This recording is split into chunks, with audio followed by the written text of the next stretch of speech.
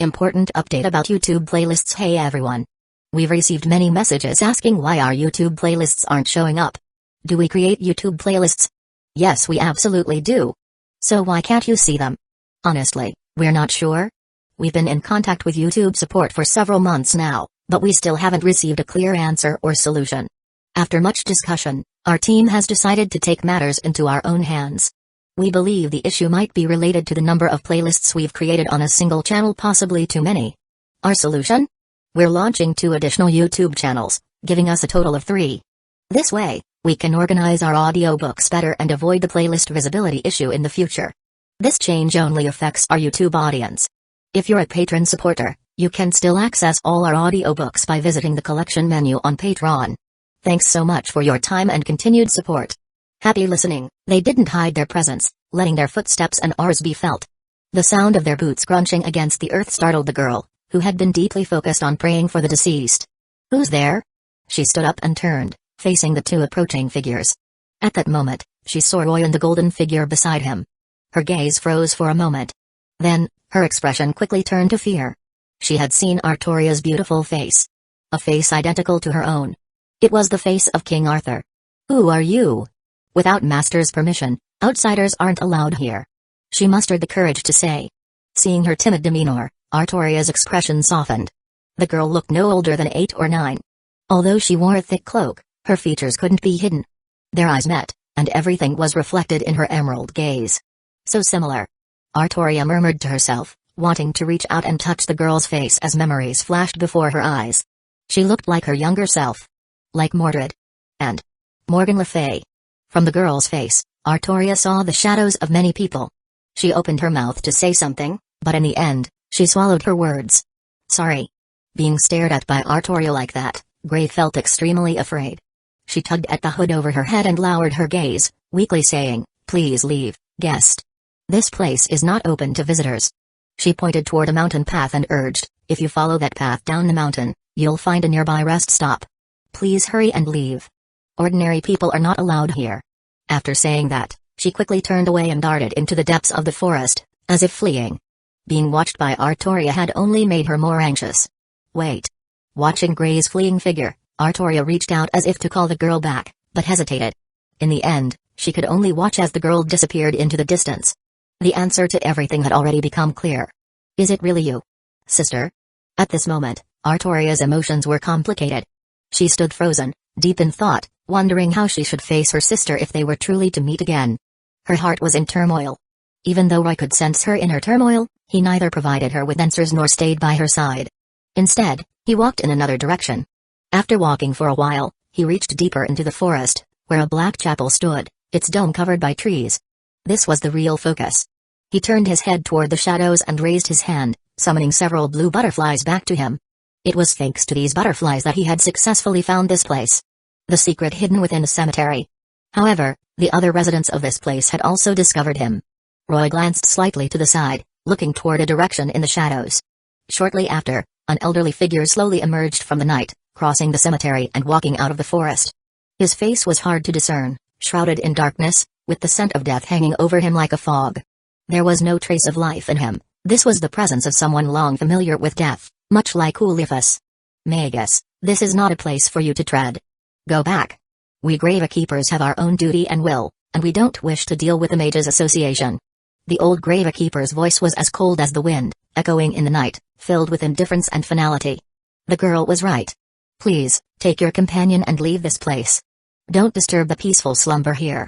As his words fell, the magical energy from the ley lines beneath his feet began to flow rapidly, and the magic circuits beneath his black robes activated, faint light emanating from them. It was a warning.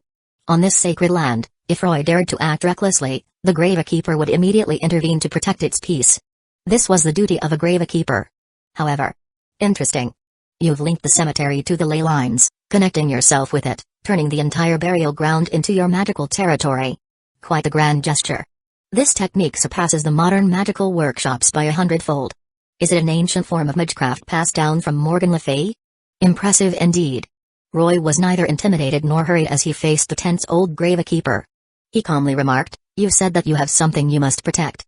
But what is the true nature of that thing? Is it the body of a king? A sacred tomb? A carefully orchestrated ritual? A return across the ages? Could it be the story of Avalon and King Arthur? Hearing Roy casually reveal the hidden truth, the Gravekeeper's pupils contracted under his robe, and his confident, stern expression faltered. Who are you? How do you know these secrets? Why? That's hard to explain. But there's no need to. You only need to answer me, yes or no. Roy spoke leisurely, as a bounded field suddenly rose around him, trapping him in a cage. His expression remained unchanged. I don't know how you came to learn of these things, but please remain here for a while.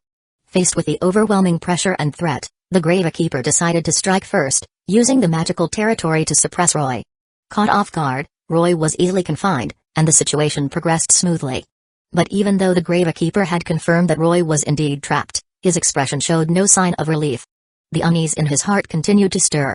Something felt like it was about to happen. Sorry if I startled you, old man. I didn't expect that such a simple conversation would make you so nervous. That was my fault. The old Gravekeeper did not respond, and Roy didn't mind. Next, he turned his gaze toward the bounded field surrounding him, the blue light flickering slightly in his eyes.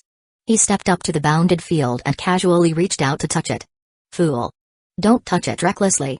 The old Gravekeeper was startled by Roy's reckless action and quickly warned him. The power of the bounded field wasn't a joke, and he had no intention of killing Roy. However, Roy ignored the warning, continuing to reach out and gently touch the bounded field. Buzz, a strange sound echoed. The moment he touched the bounded field, its calm surface rippled, and blue flames ignited from the protective wall. The flames clung to Roy's hand like they were alive, trying to burn through him. Roy recognized these flames. They were ghost fire, often seen in cemeteries or places overrun by the undead, commonly used by necromancers and summoners. A graveyard and ghost fire. A perfect combination. These flames could cause damage to the soul, and for an ordinary Magus, the pain would be unbearable. But for him, flames that ignited souls seemed laughable. The true fire of the soul was buried deep within his spirit. And his soul was not so easily burned. Soon, powerful magical energy erupted from him, suppressing and dispelling the eerie flames. Roy withdrew his hand, his smile unchanged as he looked at the old Gravekeeper. Don't worry. Flames of decay cannot ignite a reborn soul. Witnessing this frightening display, the old Gravekeeper took a few steps back, unable to calm the turmoil in his heart. With just a simple touch, Roy had already seen through the nature of the bounded field. He murmured, I see. So that's how it works. By using a special connection method, the bounded field is linked to the entire ley line of the Blackmoor Cemetery. This bounded field is deeply embedded within the ley line itself. To break this bounded field head-on, you would need to destroy the entire magical structure in an instant, or even surpass the full power of the ley line's magical energy below. It's an extraordinarily intricate bounded field design.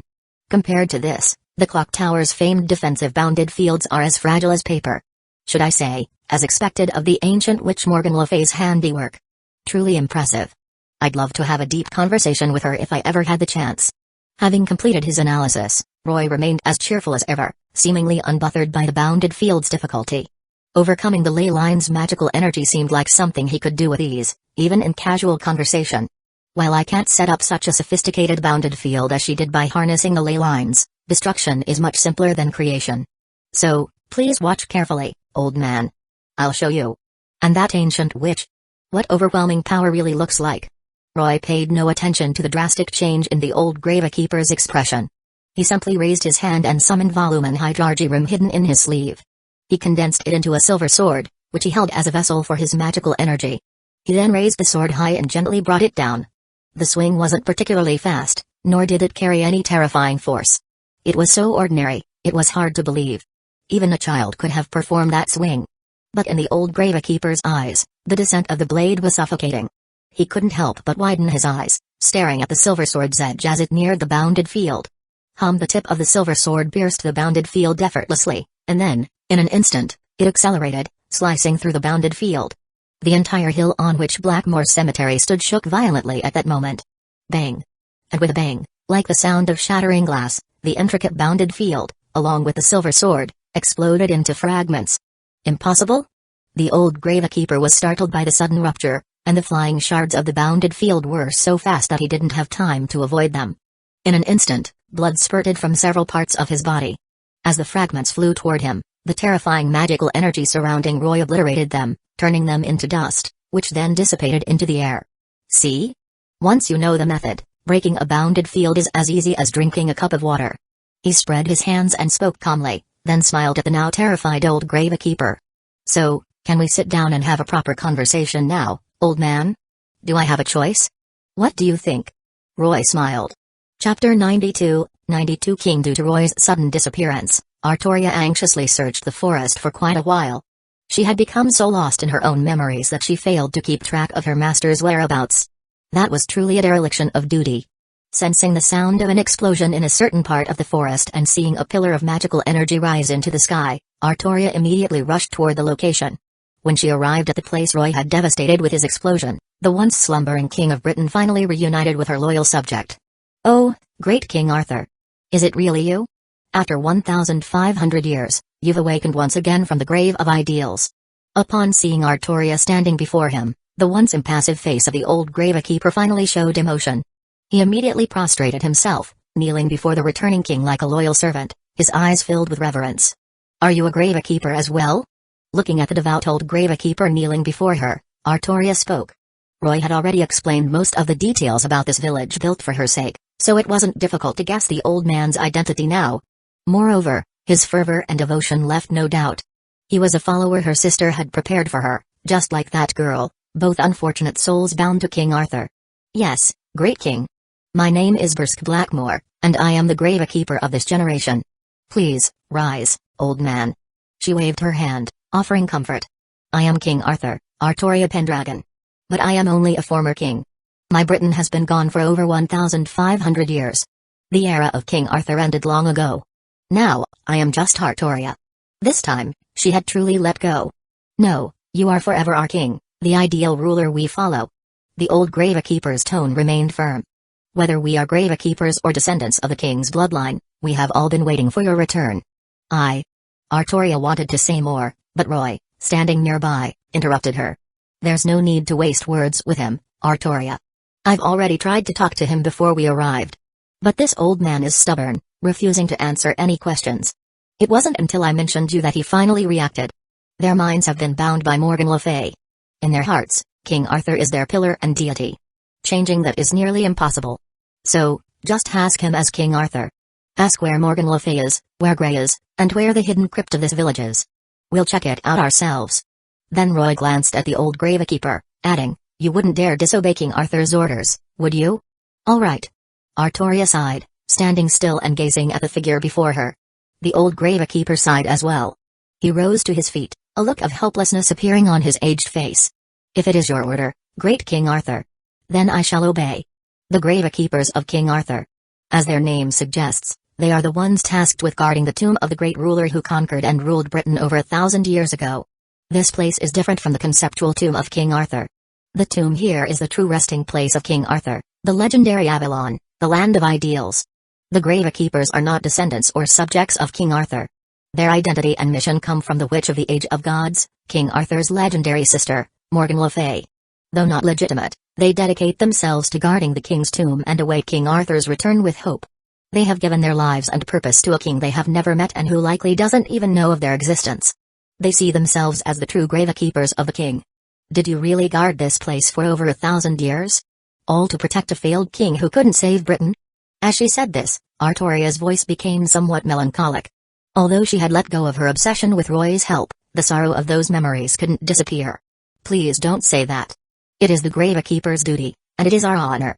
The ancestors who once lived on this land were your subjects under your reign. With your passing, Britain fell into chaos, the country fractured, and the former glory was lost. Our ancestors were displaced and eventually came to this land.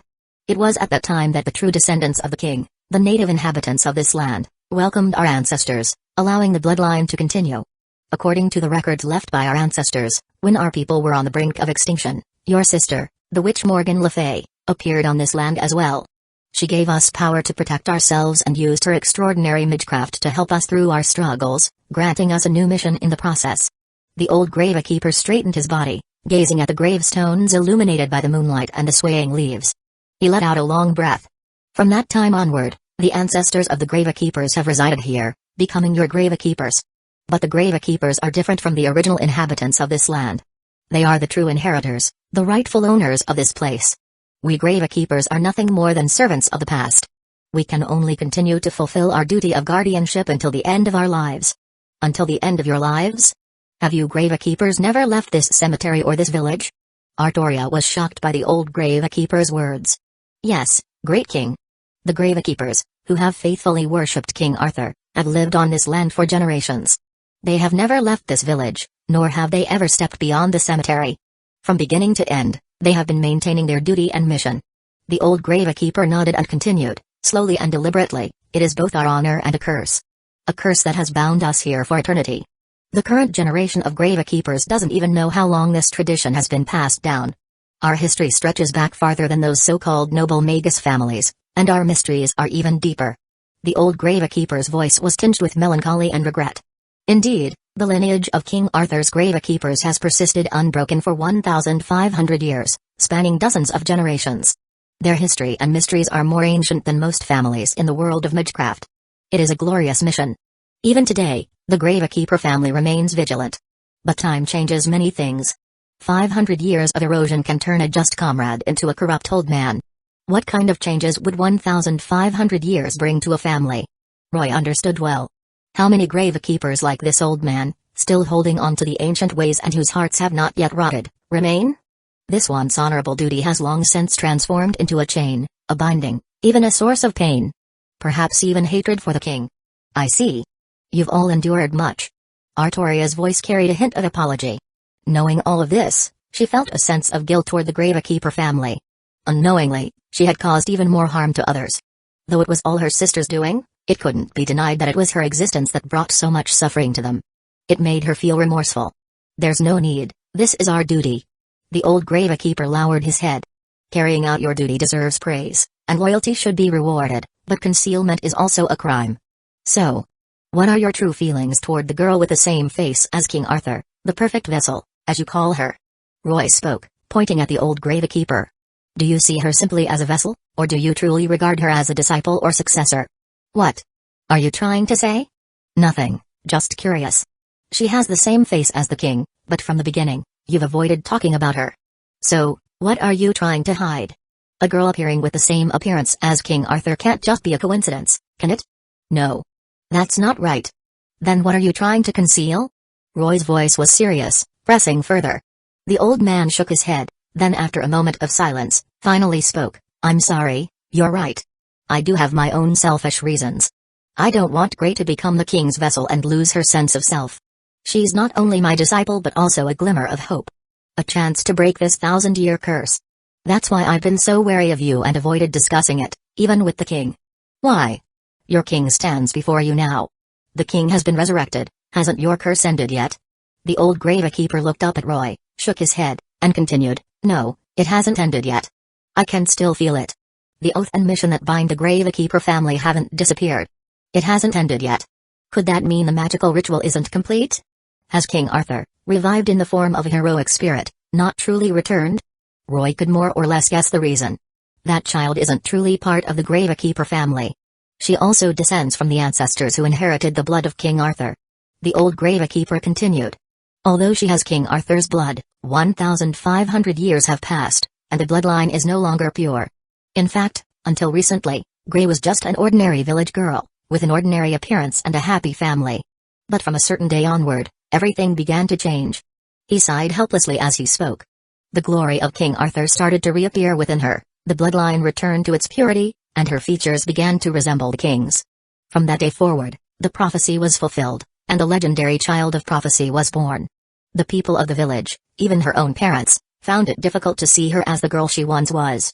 They could only regard her with reverence, seeing her as the future king. So, that's why you took her in as a disciple, cared for her constantly, and treated her like an ordinary girl, without awe or fear? Yes. The old Gravekeeper nodded, with a hint of helplessness in his eyes. Her fate was predestined, something I couldn't change. And bearing the burden of the family, I couldn't change it either. But the thought of a girl having to sacrifice herself for our sake caused me pain as well. So, as her mentor, I could only offer her the greatest care and compensation. In fact, there was a line in the prophecy left by that witch. When the time comes, the figure of the king will reappear in the world. The child of prophecy will step into the forbidden land, freeing the ancient shadows sealed within, and the souls trapped there will have the chance to move toward the future, That's the reason I've been concealing things. I am deeply ashamed. My king, please punish me. I am willing to pay the price for my concealment." With these words, the old gravekeeper bowed his head again, a gesture that made both Roy and Artoria raise their eyebrows. But they weren't surprised. They could understand why the old gravekeeper had hidden the truth.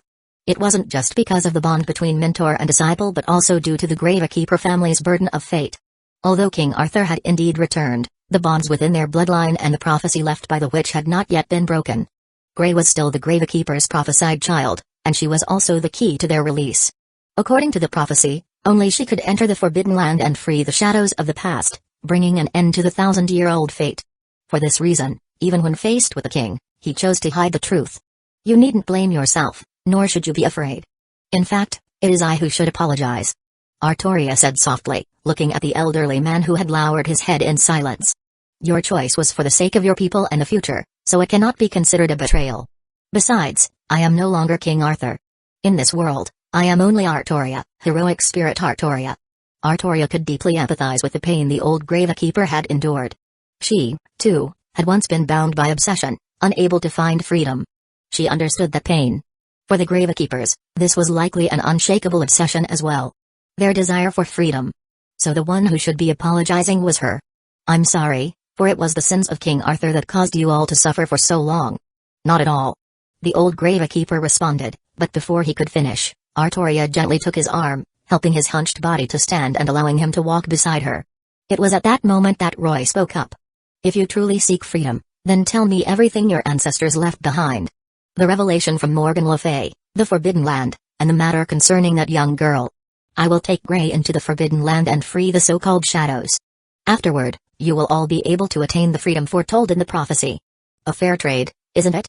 Perhaps you could even see it as King Arthur's gift to you." "That is my wish as well, sir," the old gravekeeper finally admitted, no longer having any reason to refuse. "I only hope that you and the king can indeed release the spirits trapped here." He bowed his head once more, agreeing to Roy's request, and then began to recount a tale from the past, carefully explaining the cause and effect of the past 1,500 years.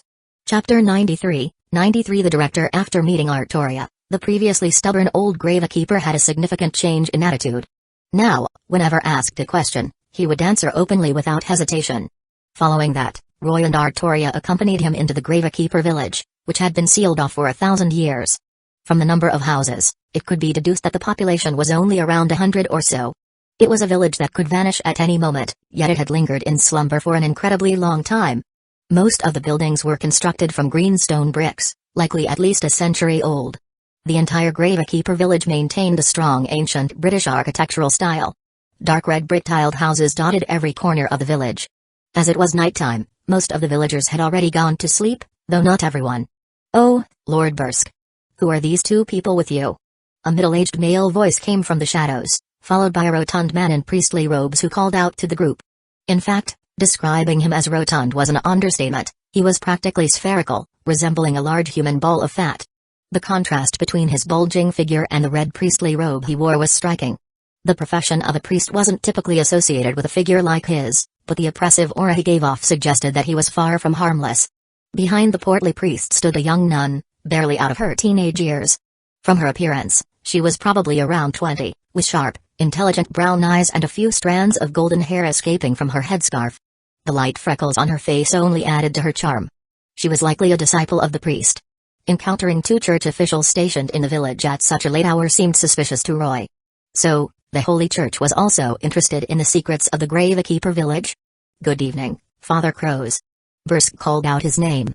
"And a good evening to you as well, Mr. Bursk." The old Gravekeeper spoke. "These are my guests. May they enter?" "Oh, of course. After all, you are the master of this place.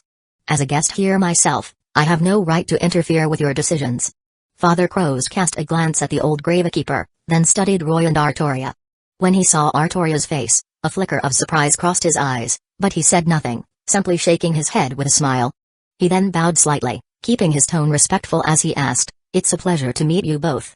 I am Father Fernand Crows, and this is Sister Illumia. How should I address you?" Seeing this round yet shrewd priest, Roy was certain the man had already figured something out. He raised his hand to stop Artoria from responding and said to him, "Merlin. You can call me Merlin.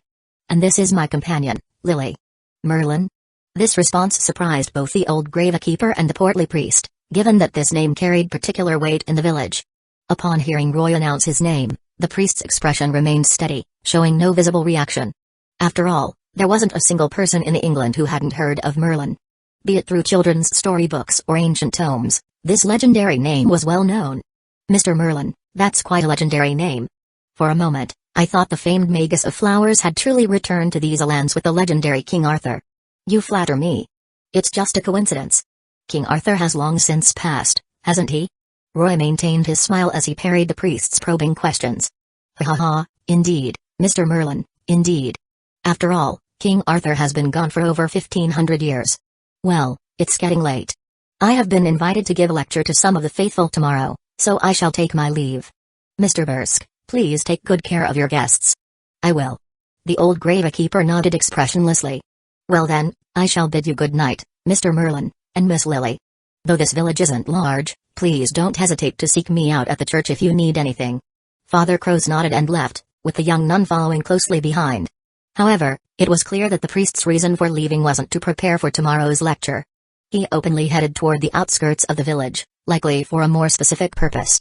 The silent Sister Illumia pursed her lips slightly as she left, mouthing a warning, "Leave quickly, intruders." Without looking back, she hurried after the priest. This scene amused Roy. A late-night encounter with church officials, a priest and a nun with differing attitudes. The Holy Church clearly knew something about the village. When the portly priest heard Roy's fake name, he seemed to understand why they were here. After all, in Britain, there was an old saying, "Merlin comes for Arthur." The reason he didn't act against them right away probably boiled down to two factors. 1, out of respect for Bursk, he couldn't openly make a move. 2, he might have doubted his own ability to take Roy down. Though it was a bold assumption, looking at his rotund figure, the priest didn't seem like much of a fighter. So, by leaving the village, he was likely sending a warning for them to leave. Or perhaps he was going to seek reinforcements? What a clever man, Roy thought, though he didn't dwell on it. He was far more interested in uncovering the secrets hidden within the village. Reassuring Bursk that there was no need for concern, Roy insisted they continue with their tour of the village as planned. If any issues arose later, he would take them outside the village to resolve them. He swore on Merlin's honor. And so, under the guidance of a worried Bursk, Roy and Artoria continued their exploration of the village. They moved quickly, not leisurely sightseeing but advancing with purpose. They visited many of the village's ancient landmarks, such as the church, the hall, and the stone monuments. However, none of these locations revealed anything particularly unusual. That was until they arrived in front of a large windmill. Roy stopped and asked the old gravekeeper, "Who built this windmill?" "What's wrong?" Artoria looked up at the windmill curiously, a puzzled expression on her face. "You're not a Magus, so you wouldn't sense its intricacies. But trust me, this windmill is quite fascinating." At Roy's request, the old gravekeeper led him and Artoria closer to the massive windmill. The wind on the mountain was strong at night, yet the windmill remained still, showing no signs of movement. Perhaps it was broken, but its interior was quite spacious. What really piqued Roy's interest, though, was the craftsmanship involved in modifying the windmill. This was no ordinary structure. It was a special type of magical fortress, the entire windmill designed as a mystic code. This was once a dwelling. A peculiar guest lived here, and the strange aspects you've noticed were likely left by him. A guest, huh? Roy had a good idea of who it might be. Given the timeline, it was probably the work of the director of the Atlas Institute. Does he still live here? As the director of the Atlas Institute, one of the 3 branches of the Mages Association, Roy naturally wanted to meet him in person. He was very interested in this mysterious figure who was proficient in alchemy and the creation of mystic code. The 7 super weapons of Altas. The future support for the Chaldea operations Rayshift technology, imaginary number submersibles, and Shiba observations. All these were technologies provided by the Atlas Institute. One could say that the Atlas Institute was a palace of alchemy and represented the highest level of integration of magecraft and technology in the world. No, that guest left here a long time ago. Although he occasionally returns, there is no regularity. Bursk replied. The last time he came back was 5 months ago. Is that so? What a pity. Hearing that the person had left, Roy shook his head, feeling somewhat regretful. He understood that it would be hard to see someone like Zekai again, a figure as elusive as that could hardly be encountered again in the world. However, that guest left behind quite a bit of information. Many documents about our family are stored here. I'll take you to retrieve them. All right, please lead the way. Knock. Knock. Knock. The old gravekeeper tentatively knocked a few times on the door and, Upon receiving no response, reached into his old tattered pocket to pull out a key and inserted it into the lock. With a click, the strange iron door beneath the windmill was opened. "Please, come in." As the door swung open, a strong smell of ink rushed out, revealing a dimly lit room filled with parchment and books scattered across the floor, while an unused ink pot rested on the desk. However, these were not the items that drew Roy's attention, it was the strange devices placed on the experimental table. What are these square crystals? He picked up the odd instruments that seemed out of place, curiously examining them for a while. The eight-sided shapes were cubical and it was unclear what material they were made of, with flowing magical energy on their surfaces, which was quite intriguing. There were also devices whose materials were indiscernible, resembling common mobile phones but with no buttons at all. These were all unusual mystic codes, truly deserving of the Atlas Institute's reputation for being scientific madmen, even bringing so many special devices to such a remote location. He glanced at the strange furnace in the corner and touched the floating crystal cube, deep in thought. Not only did they bring a magical energy reactor, but even the special cubes for verification were left behind. Did they treat this place as a temporary base? Do not touch the instruments in the room, find the information you want and leave. Roy glanced around the room at the instruments and the documents on the table but did not delve into them. Mystic codes from the Atlas Institute were highly attractive to any Magus, but acting without permission was akin to theft. It was already rude to intrude on someone else's base, touching their notes and instruments would be even more unacceptable. Why? Are you not interested in the research materials I left here, or have you already sensed that I was observing this place? As soon as he finished speaking, another calm voice echoed from somewhere in the room almost simultaneously. Who is it? Not sensing any presence, the sudden voice immediately put Artoria on high alert. Rest assured, Your Majesty King Arthur, I have not been hiding, on the contrary, I have always been right here. Then, in the dim light, the crystal cube in front of Roy suddenly began to rotate, with strange magical energy operating on its surface, followed by a beam of light projecting a pale blue spiritual image in the center of the room. And this was originally my base, wasn't it? The intruders here are actually you. The projection revealed a young man with long golden hair, tall and dressed in an oddly styled black robe, resembling a noble from a fairy tale. The projected figure held his head in regret and said with a touch of distress, "What a pity, I had to leave early due to the trivial matters of the Atlas Institute and missed the opportunity to meet the magician of the third magic. This is indeed a huge loss, as I am very curious about the third magic. You are from the Atlas Institute, right?" Ignoring his theatrics, Roy chose to cut straight to the point with a question. "Indeed, I am honored that the magician of the third magic, one who has reached the root and has contact with it, recognizes me. My name is Zepia Ildnam Oberon, and I currently also serve as the director of the Atlas Institute." Zepia nodded and performed a noble gesture towards Roy, then began his self-introduction. Reached the root and contacted the root? This statement surprised Roy. Did he know about Shiki's existence? For someone to know this information was no small matter. "Apologies, I was too blunt just now. Perhaps you may be curious why I know about your matters with that person." Before Roy could ask, Zepia preemptively explained. "But this information is not a secret for the Trihermes, it is like a library that records Earth. Any events or objects that exist or happen on the planet can be easily discovered. After all, during the Fourth Holy Grail War, you caused such a commotion that not only did it provoke the magician of the second magic, but it also birthed a Holy Grail angel possessing the third magic. Such a massive change in the course of the world certainly prompted the Atlas Institute to conduct detailed investigations and records, so it is not surprising that I know all this. It seems you know a lot, so have you also investigated my situation?" The question was pointed. However, Zepia's expression did not change, he merely nodded and replied, "I have investigated and learned a lot. When I noticed your peculiar existence, I conducted a comprehensive investigation and search on you using the Trihermes. The obtained materials indeed astonished me, and it also made me more interested in you. However," he glanced at Artoria and Bursk, who were still in the room, and slowly said, "Please rest assured, the information about your special circumstances has not leaked, it has now been locked away in the top-secret archive of the Atlas Institute. Is that so? Then that's fine." Roy looked at him but chose not to pursue the topic further, timely bringing it to a close. "Then let's keep it short, Mr. Zepia, I have some things I want to ask you." "Please, go ahead. Rather than the so-called ancient texts, I would prefer to hear your insights and research on this village as the director of the Atlas Institute. This naturally includes the resurrection of King Arthur and rituals prepared by the witch." Now that's a direct question. Upon hearing this, Zepia sighed with a bitter smile. "As the director of the Atlas Institute, I would prefer not to get involved with matters of this village. After all, This Gravekeeper's village involves the Age of Gods rituals, along with King Arthur and the Witch of Britain. Then why are you here? Artoria raised a question. Your Excellency King Arthur, as you have just been resurrected in your heroic spirit form, you may not be fully aware of this. Zepia shook his head and glanced at the old Gravekeeper standing beside her before explaining, the reason I am here is that this village holds an important token, the Contracts of Atlas. Those are 7 important tokens written at the beginning of the establishment of the Atlas Institute. As long as one holds that token, the Atlas Institute will provide its full assistance, which is precisely why I often return here. A long time ago, a certain Gravekeeper of this village contacted me using the contract and wanted to borrow the Logos React from the 7 super weapons of Altas to complete some important plans. As the current director, I often stay here out of concern for the operational status of that instrument. Although I cannot deny that I am also very interested in the magical rituals left by the Witch of the Age of Gods and the plan for the resurrection of King Arthur. Based on my calculations, that witch's plan would soon be completed within the next 50 years. And after hundreds of years, a vessel of King Arthur successfully emerged from the Gravekeeper's village, and that girl fulfilled the requirements to act as a perfect vessel.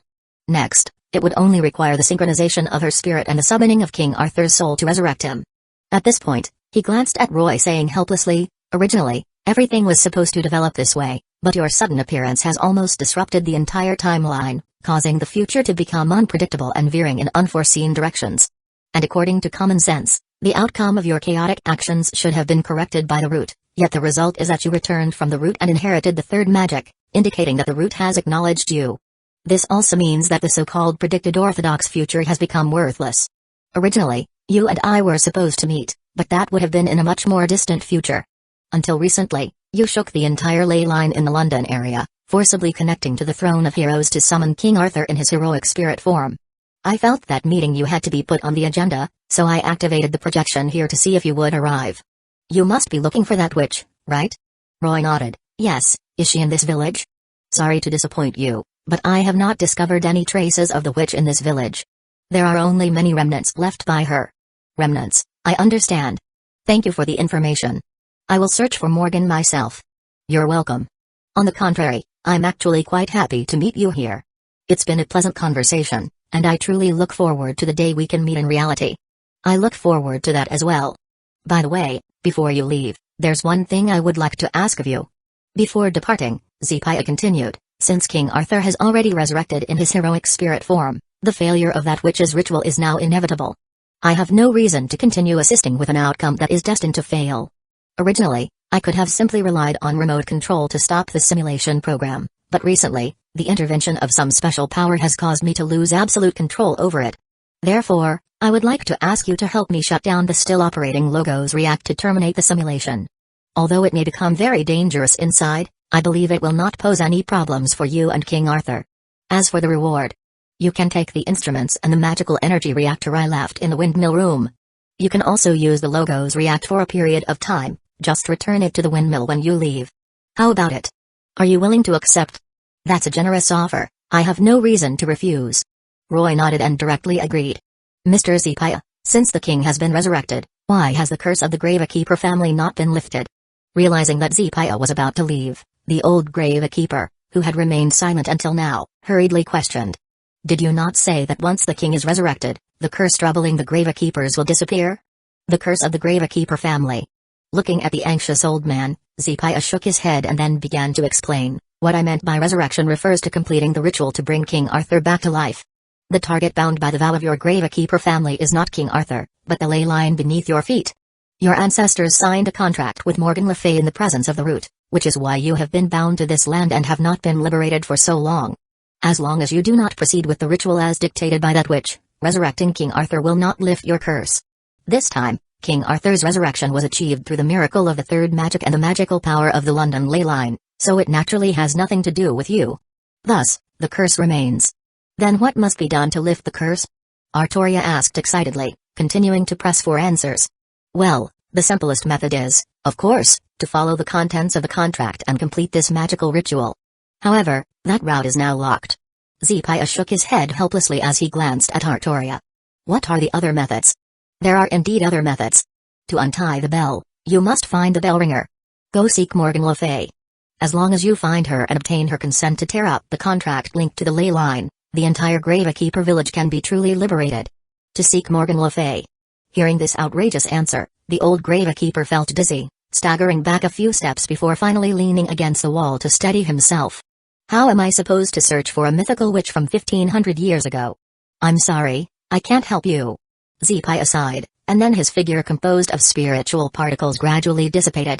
The rest of the work is up to you. Chapter 94, 94 Gray. In a residence in the Gravekeeper village, Gray, the vessel of King Arthur, was feeling quite restless. She leaned against the edge of the bed, her head lowered, with a somewhat dejected expression, lost in thought. The anxiety and fear in her heart kept this young girl awake all night. Every time she closed her eyes, the face of Artoria, which was identical to her own, lingered in her mind. King Arthur. Has he really returned? Does that mean I am about to disappear? Master, father, mother, and everyone in the village will soon not be able to see me, right? Thinking about how she would soon vanish from this world, a profound fear emerged in Gray's eyes. As a girl in her teens, it was entirely normal to feel afraid of death. No one wishes to disappear easily or to give up their life without a fight, it's simply a human instinct. While she was lost in her anxious thoughts, a familiar voice suddenly appeared in her ears. Good evening, Gray. Who is it? Upon hearing the strange voice, Gray hurriedly turned to look out the window, but she saw no one. Frightened, she began scanning the room but couldn't find the source of the voice. But it was definitely not a hallucination because that voice still lingered. Don't look for me, I'm right above you. Above me? Gray reached up to touch her head but felt nothing. On your hood. The voice came again. Ah. Following the voice's instructions, Gray reached for her hood and discovered a blue butterfly resting on it. Carefully, she took the butterfly in her palm. What a beautiful blue butterfly. She was captivated by the butterfly in her hand. It looks beautiful, doesn't it? A useless guy taught me this, I think it's quite nice. That Merlin guy is occasionally quite useful. Roy said calmly. Merlin? Is he the legendary Grand Magus from the Arthurian legends? Yes, that's him. Although he doesn't seem very reliable, he will fulfill his role when you need him. This was Roy's evaluation of Merlin. Are you a legendary Fae? Why do you ask that, Gray? Because you know Merlin. Isn't it said in the Arthurian legends that the Grand Magus Merlin has been imprisoned in Avalon? Only Fae should live in Avalon. Hearing Gray's response, Roy couldn't help but laugh. Ha ha ha, although I am friends with Merlin, I'm not a Fae. I'm just an ordinary Magus, also a traveler who has come here. Didn't we just meet tonight? And with the King of Knights, no less. Just met? With the King of Knights. At that moment, the figure of the King of Knights appeared vividly in Gray's mind. She shrank back, her pupils dilating in fear. Calm down, Gray. There's no need to panic or be afraid, I'm here. If you have any questions, feel free to ask me. This gentle voice had a magical power to soothe the deep-seated anxieties within her. Under Roy's comfort, Gray's agitated emotions gradually calmed down. The blue butterfly flapped its wings, dancing in front of her, releasing stabilizing powder that helped her regain her composure. This was also one of the reasons they could ensure safe communication. Huffed. Huffed. Gray took a deep breath, feeling a mix of anxiety and curiosity, finally asking Roy with an inquisitive tone, is that girl really the legendary King of Knights? The butterfly flapped its wings a few times before Roy's voice emerged. Yes, she is the past King of Britain, the King of Knights, King Arthur. When you saw her face, didn't the obvious answer already call out to you in your heart? A calm voice echoed, and the surprise on Gray's face and the bitterness reflected in her eyes were noticed by Roy. It seemed she had long known her fate. It really is King Arthur. It seems that day has truly come. Gray lowered her head, her tone despondent. Everyone fears death and the idea of disappearing, even gods who have existed for endless years are reluctant to perish, let alone a little girl. Although Gray knew she would eventually disappear as the vessel for King Arthur's resurrection, she continually hypnotized herself to accept this glorious fate, responding to the expectations of everyone in the village and her parents, fulfilling her responsibilities as the vessel of King Arthur. But when that day actually arrived, she was still filled with dread. Her pale little hands unconsciously began to tremble, her emotions restless. Are you very afraid of that girl? Are you scared of disappearing? Gray's voice was barely audible, soft tones hiding her sadness. I don't want to leave everyone in the village, I want to see the outside world. Master Bursk's health has been worsening lately. Without my care, I worry whether he can manage on his own. And there are so many other things I want to do. To just disappear like this, it really makes me unwilling to accept it. I see. Even in this situation, you're still thinking of others. Gray, you truly are a good child. Ah. Sorry, sir. I haven't lived up to everyone's expectations, becoming a competent vessel of King Arthur. My mission is to offer my life and body to the king, yet. Grey's voice trembled with tears, warm droplets sliding down her cheeks, pouring out much of her unyielding feelings at that moment. No, you've been very strong. In response to her was not the expected scolding but a gentle comfort. Everything will perish, people fear extinction and even gods do. It is an instinct of existence. So you don't need to blame yourself. You owe nothing to King Arthur, rather, she should apologize to you. She disrupted your life. Moreover, you've already done very well, Grey. Really? Will King Arthur not be angry? Will Master not be disappointed? I am clearly the. But you are still yourself. No one can control another person's fate, not even King Arthur. Before you were the vessel of King Arthur, you were still you. A girl named Grey. Rest assured, I have explained everything to the King of Knights, she will not blame you. Your mission as the vessel of King Arthur has officially came to an end.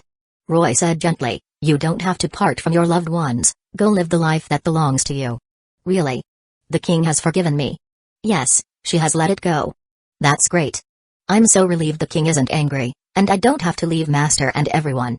Unbeknownst to her, Grey's face was already streaming with tears, her tone mixed with sobs. But this time, the tears were not of pain and despair, they were tears of joy and relief. Cry, Grey.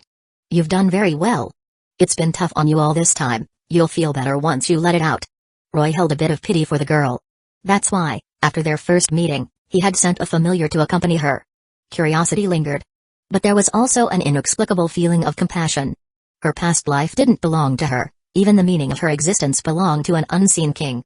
Because of her identity as the vessel of King Arthur, she was both revered and distanced by the villagers, which led to her having no friends or family in the village. Even her parents, when facing her, could only maintain a respectful demeanor. The pain of being revered and distanced by family and friends weighed heavily on such a small body, it was something she would find hard to bear. And it would also be very lonely, right? Roy understood this clearly, and Artoria surely did too. She had been secretly raised as the heir by Hector and Merlin.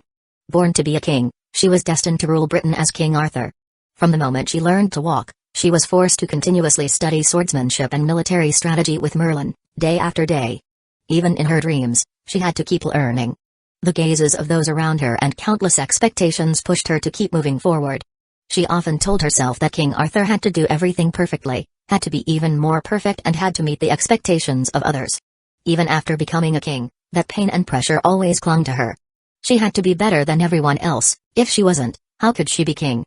From the moment she saw Grey, Artoria thought of all this and saw her former self. Roy's words at this moment were not his own narrative but more a conveyance. A retelling of King Arthur's feelings towards Grey. Watching Grey cry, Roy remained silent for a while, allowing the girl to have her moment of solitude. After a long time, she finally wiped her tears, regaining her composure and rallying herself. Thank you, sir. Don't mention it, Grey. Do you have any other questions you want to ask me? I will answer anything I know. Sir, you're actually the legendary Magus of flowers, Merlin, right? Grey asked curiously. They were having a good conversation, and now she's accusing him? Grey, why do you ask that? Because Sir said you was a Magus traveling here, also a companion of King Arthur, very familiar with her, and could even call me by name. To know everything and be alongside King Arthur, that identity in the Arthurian legends can only fit the Magus of flowers, Merlin. You just said you were a friend of Merlin, it must be to conceal your identity, right? After all, great Magus are such mysterious and powerful figures. Grey's earnest and admiring remarks left Roy feeling somewhat helpless. You've misunderstood. I really don't. Ha ha ha. Merlin, Merlin? That useless waste. You're killing me. To describe others with that useless Merlin? Grey, you're truly hilarious. Before he could finish, a sharp laughter suddenly erupted from a square object resembling a bird's beak, carved on the birdcage placed on the table. After being silent for so long, it finally spoke. It had been present during Grey's meeting with Artoria. Its name was Ad. A special type of mystic code designed to mimic Sir Kay's personality. So, in its perception, it also regarded Artoria as a sister, hence its feelings and excitement upon seeing her were no less. But it had also accompanied this girl named Grey for a long time, considering her an indispensable companion. She bore the same appearance as Artoria but had a completely different personality. Her character was full of contradictions. Strong yet weak, brave yet timid, and at times overly sentimental. Various emotions converged within her, evoking both affection and concern. Through their interactions, it had long considered Grey as its partner, even its sister, willing to protect her. However, when these two girls with the same face met and it had to make a choice, it felt fear and retreated. It couldn't choose between them. It couldn't give up anyone, nor could it choose anyone. So keeping silent and not meeting Artoria seemed the best option. But at this moment, that sadness and struggle were finally broken. This Magus brought the most joyous news. There was no sacrifice, no need for choice, they were all here, and Ad cheered for that. Ad. Grey instantly panicked, quickly covering the peculiar metallic being, anxiously looking at the blue butterfly. Cough, cough, let go of me, you idiot Grey. Are you trying to suffocate me? The metal being named Ad voiced its dissatisfaction. But Master said you can't. Idiot Grey, what's there to hide? He's not an ordinary person, since he's a companion of Artoria, he naturally becomes our companion too. And this guy is definitely not that useless Merlin. That guy wouldn't say such comforting words. Adstone became very animated. Merlin is just an emotionless swindler. Scum. No, he's not even scum. Just non-combustible trash. It was clear that he had a very poor impression of Merlin. So he really isn't Merlin. Grey paused for a moment, then nervously looked at the butterfly. Roy just smiled at this and then asked. Is it Sir Kay? Hey, you really do know me. Of course, Sir Kay, if we're talking about King Arthur's adoptive brother. Upon hearing this, Ad laughed heartily. Who told you that? Was it Artoria? No, she doesn't know I'm hiding here. Was it that old Grey the Keeper? Oh, it must be him. After all, not many in the whole village know about me. See, Grey has nothing to hide. This guy knows everything, your master has told him everything. Master, do you know Master? Not only do I know him, but Mr. Bursk is also with us. Then is Artoria with you too? Ad suddenly interjected. Yes, she's right beside me. Do you want to come over and meet her? Sir Kay, Artoria is also looking forward to seeing you again. And there may be some things we need your help with afterward. You need my help? Just let me know if you have any difficulties, with me around, I can take care of everything. Haha, of course I want to meet. I haven't seen Artoria in a long time. Where are you? I'll have Grey take me over to find you. The forbidden area of this Gravekeeper village, is also the place where the Child of Prophecy releases the shadows of the past. Grey should know about it, right? Forbidden area? Upon hearing this term, Grey paused for a moment, nervously asking, but didn't Master say? Don't hesitate, Grey. Since they can find the forbidden area, it means your master has already agreed to enter. And even King Arthur has come back to life, what are you still hesitating for? Hurry, hurry, let's go. Grey, I can't wait to see Artoria. Under Ad's constant urging, Grey sighed, pulled at the hood on her head, and nodded helplessly. Fine then. Please wait a moment, sir. Sure thing. Roy nodded. Chapter 95, 95 Forbidden Area Midnight. The Forbidden Area of the Gravekeeper Village. This is the forbidden area of the Gravekeeper family. There are indeed quite a few special spirits here. However, they are all low-tier minions that can only rely on their numbers to create trouble for intruders. Raising his hand, he released magical energy, dispersing a large wave of approaching ghosts, and the group continued deeper into the area. The scene before them looked like something out of a tomb raiding drama. The narrow underground corridor was filled with strange mist, combined with the eerie presence of ghosts and graves, creating a truly terrifying atmosphere. Roy led the three others, moving in a formation with one in front and three behind, along the path paved with green stone bricks. Bursk couldn't help but twitch his eyelids at such a violent method of intrusion. These special spirits had existed here for over 1,000 years, and the long passage of time had worn away their intelligence. Although the individual strength of these ghosts was not strong, their sheer numbers were frightening. These special spirits were transformed from the beings that had died on this land. The accumulation of soul bodies over 1,500 years was like a swarm of ants. Confronting such a large scale of ghosts in such a narrow passage was extremely dangerous. Even Bursk, as a Gravekeeper of the village, would bring special lanterns and potions to disperse the spirits every year when entering the forbidden area to avoid direct combat with them. Not long ago, after Grey arrived, he led the group into the forbidden area. However, the situation in this forbidden area was not as calm as Bursk had described. As soon as they entered the tunnel, they encountered a large swarm of ghosts. Before he could use the special lantern for dispersing ghosts, Roy had already released magical energy, shattering clusters of ghosts. Note that he simply used magical energy to crush them. His endless magical power and potent magic elements were extraordinarily fierce. Thousands of magic circuits operated simultaneously, lighting up the starlight. He walked in front, and his green mystic eyes emitted a sparkling glow in the mist, precisely controlling the terrifying amount of magical energy and compressing it to a designated range. Any ghost approaching from the front would be crushed directly by the swirling magical energy released. The Mystic Eyes of Soul Binding was a dual-rank Mystic Eye with special effects against spiritual entities. Faced with these eyes, no matter how many ghosts came, they could not cause effective harm to Roy. Instead, the moment these spirits were gazed upon, they would lose their ability to resist, becoming obedient lambs ready for slaughter. Within a few breaths, countless ghosts disappeared. The originally aggressive spirits began to flee in panic, and many others, unable to escape in time, were shattered, dissipating into spirit particles within the area. It's so terrifying. Seeing the ghostly swarm being continuously crushed by the magical vortex, Grey pulled her grey hood over her head, clutched her master's clothing, and curled up behind the old gravekeeper. Having been in contact with ghosts all this time as a gravekeeper, she had never seen anything like this, and the scene before her frightened her significantly. It's all right, Grey. He controls his power very precisely, he won't harm us. The old gravekeeper put away the lantern and reached out to pat Grey's head, offering her comfort. He hadn't seen a scene like this in so long, and the shock he felt wasn't much less than Grey's. However, he could understand Roy's intentions. So, he sighed and said to Grey, "There's no longer a need for this forbidden area to continue existing. If we don't deal with the ghosts hidden inside and allow them to escape, it could cause a major disaster. Solving this in one go actually helps us a lot." "Is that so?" Upon hearing her master words, Grey looked weakly at Roy, who was sweeping through the front of the group. Her impression of this man grew with more understanding. "Gentle, powerful, huh? Artoria, what's the deal with this companion you brought? His power is so strong. Even in our time, I've never seen such a ferocious Magus. And this astonishing magical power. Could he also be a dragon breed? How can such a terrifying Magus still exist in this era?"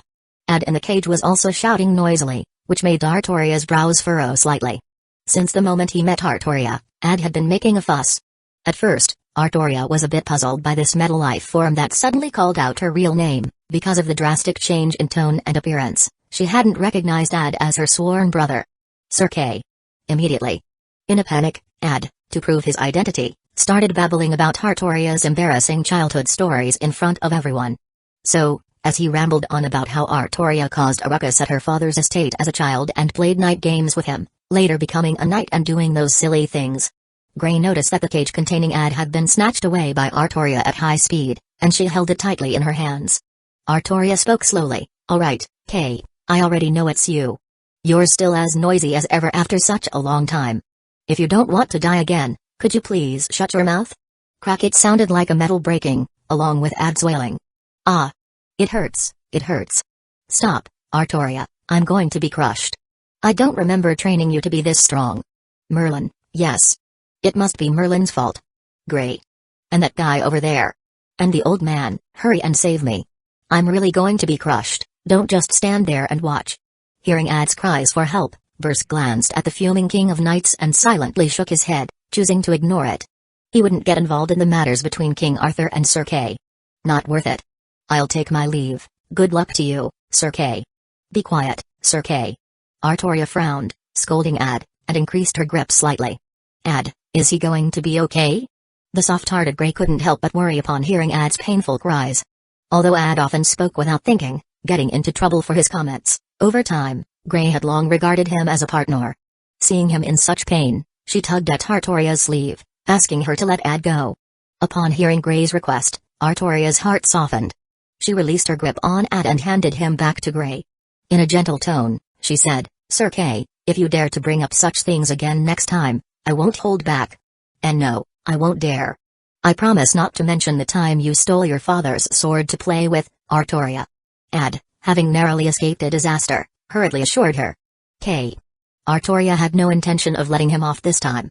She took Ad back from Grey and gave him a good beating. As for the interactions among the other three, they gradually became harmonious. Perhaps, just perhaps. Well, isn't this a good interaction?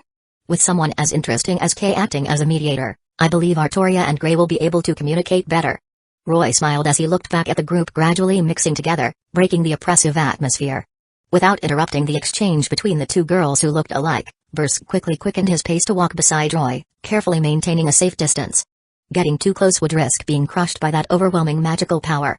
The two moved ahead, clearing the path. It really is an interesting place.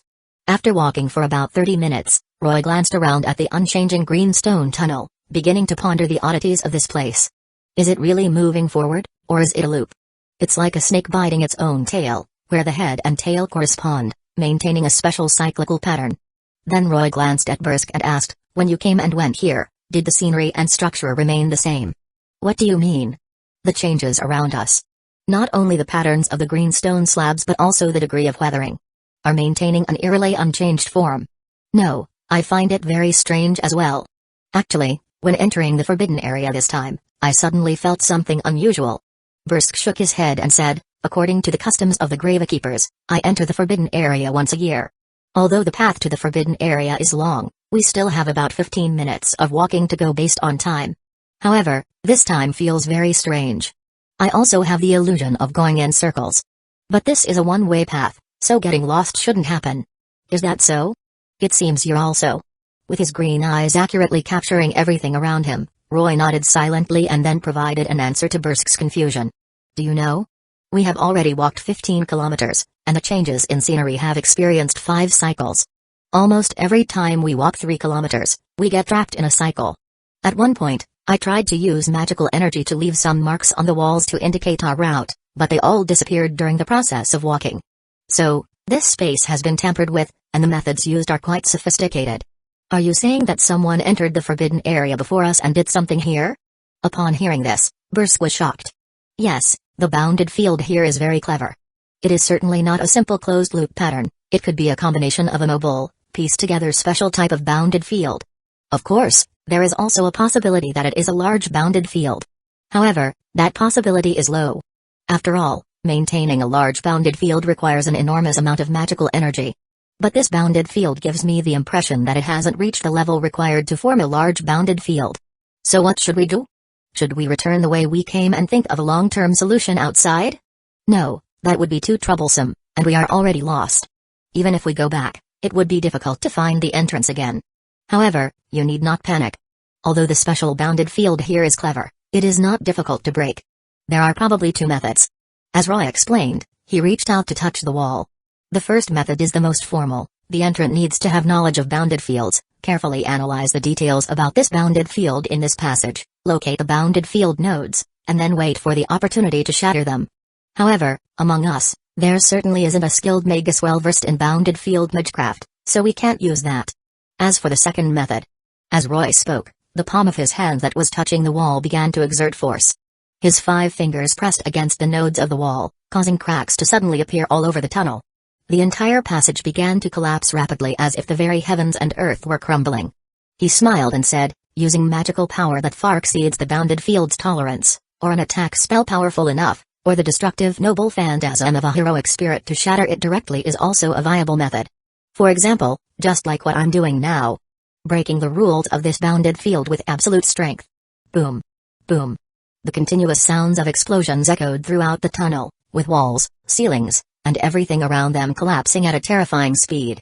The falling green stone slabs and debris rained down like a storm, the terrifying momentum suggesting that they could be buried underground at any moment. The tunnel is collapsing? Artoria watched the collapsing tunnel warily.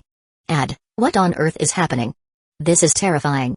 Feeling the violent shaking of the tunnel and the green stone slabs falling in front of her, Gray hugged her head, her face pale with panic. I don't know what's happening either. What kind of foolishness did you get into?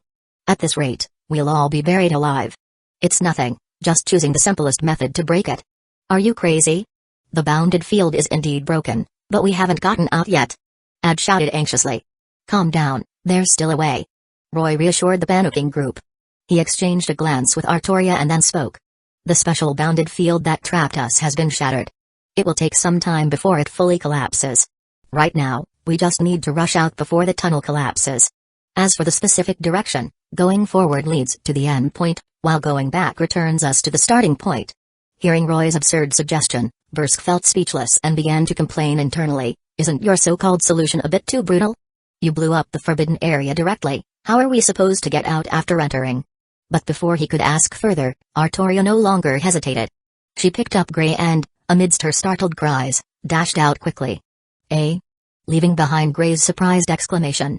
Since Artoria's body was too petite, carrying someone as large as Bursk would be a bit strenuous, so he entrusted the task to Roy. Although the old man looked fit and capable of running on his own without a shoe, to prevent the possibility of him falling behind, Roy decided to carry him. Boom. The speed of the tunnel's collapse increased. Seeing this, Roy wouldn't allow him to refuse. He directly picked him up and then activated his limb reinforcement magecraft. Coupled with his special physical qualities, he burst forth with agility that rivaled that of the heroic spirit Artoria. Roy glanced back at Bursk and calmly said, "Hold on tight, we're about to accelerate." Then, Roy steadied his footing and sped out. Chapter 96, The Witch. Damn it. How can they be so reckless and disrupt all the plans I've arranged? Compared to the smooth and unobstructed path of Roy, the mood of the young witch on the other side was quite the opposite. In Avalon. Through the magical mirror in front of her, Morgan Le Fay watched as Roy shattered the bounded field she had set up, feeling a surge of anger in her heart. Ah, don't be angry now. After all, this new magician is not the kind of person who follows rules. He is quite a restless character and certainly won't advance according to the rules you've set. Seeing Morgan's fury, Merlin couldn't help but feel pleased. He stood up and smiled as he poured her a cup of flower tea. After all, as the person who had spent the most time with Roy, he was naturally very familiar with him. The level of restlessness from that magician was something that couldn't be explained in just a few words. But to be fair, it was quite interesting. He didn't dislike being around such mischievous beings. That's why, after the Holy Grail War ended, he continued to keep in close contact with Roy, to the point that they had become friends. Now that Roy had gained recognition from the root and was mastering the third magic, he was no longer just a pawn who could only drift with the tide during the Holy Grail War. It was unrealistic for Morgan to expect him to act according to her will. The magician of the third magic, a special existence that masters the heavens feel, could even be compared to the chief gods during the peak of the Age of Gods if one were to elevate his power and expound upon concepts. He is indeed quite tricky. Morgan mused. So, are you prepared to give up? Upon hearing this, Merlin couldn't help but chuckle and continued to advise, I think since Artoria has been reborn as a heroic spirit and has let go of her past tragedies, we shouldn't interfere in her life anymore. You have been preparing for her for so many years, haven't you hoped that after her revival, she would start a brand new life? The curse of the Gravekeeper or whatever, it's better to lift it. There's no need to create a whole bunch of trials for her, only to end with a drama of sisterly betrayal spanning a millennium. Such a development is too cruel for that girl, it will only make her sad. Oh? Merlin's words made Morgan pause slightly, raising an eyebrow and saying somewhat playfully, I never expected to hear such words from you, of all people. What's wrong, Merlin? Didn't you used to enjoy such spectacles? Didn't you say you wanted to pursue the interesting stories of the world? Do you think this kind of story lacks interest? Really? I forgot. Merlin scratched his head awkwardly, but under Morgan's scrutinizing gaze, he slowly opened his mouth. It's definitely interesting. To be honest, I'm also quite looking forward to it, but for now, let's not. Roy is my friend, and I don't want to see him angry, especially regarding his feelings for Artoria. Sigh. If I had to explain, it's probably a sense of debt. Artoria's death is still the only thing that evokes special emotions in me to this day. The feeling of guilt has long been entwined in my heart, and this emotion is quite uncomfortable. It even made me feel regret and self-blame for a time, so in the days that followed, I've been trying my best to make it up to her. Merlin sighed and said with a hint of guilt, Roy's arrival helped me fulfill this wish. During the Holy Grail War, he awakened Artoria's confused heart with his sword and words, helping her learn to let go. Now, with the use of the third magic, we've successfully brought Artoria back into the world as a heroic spirit, hoping she can have a new life. You've done enough already. Artoria has also moved on, so Morgan, you should also let go of that obsession.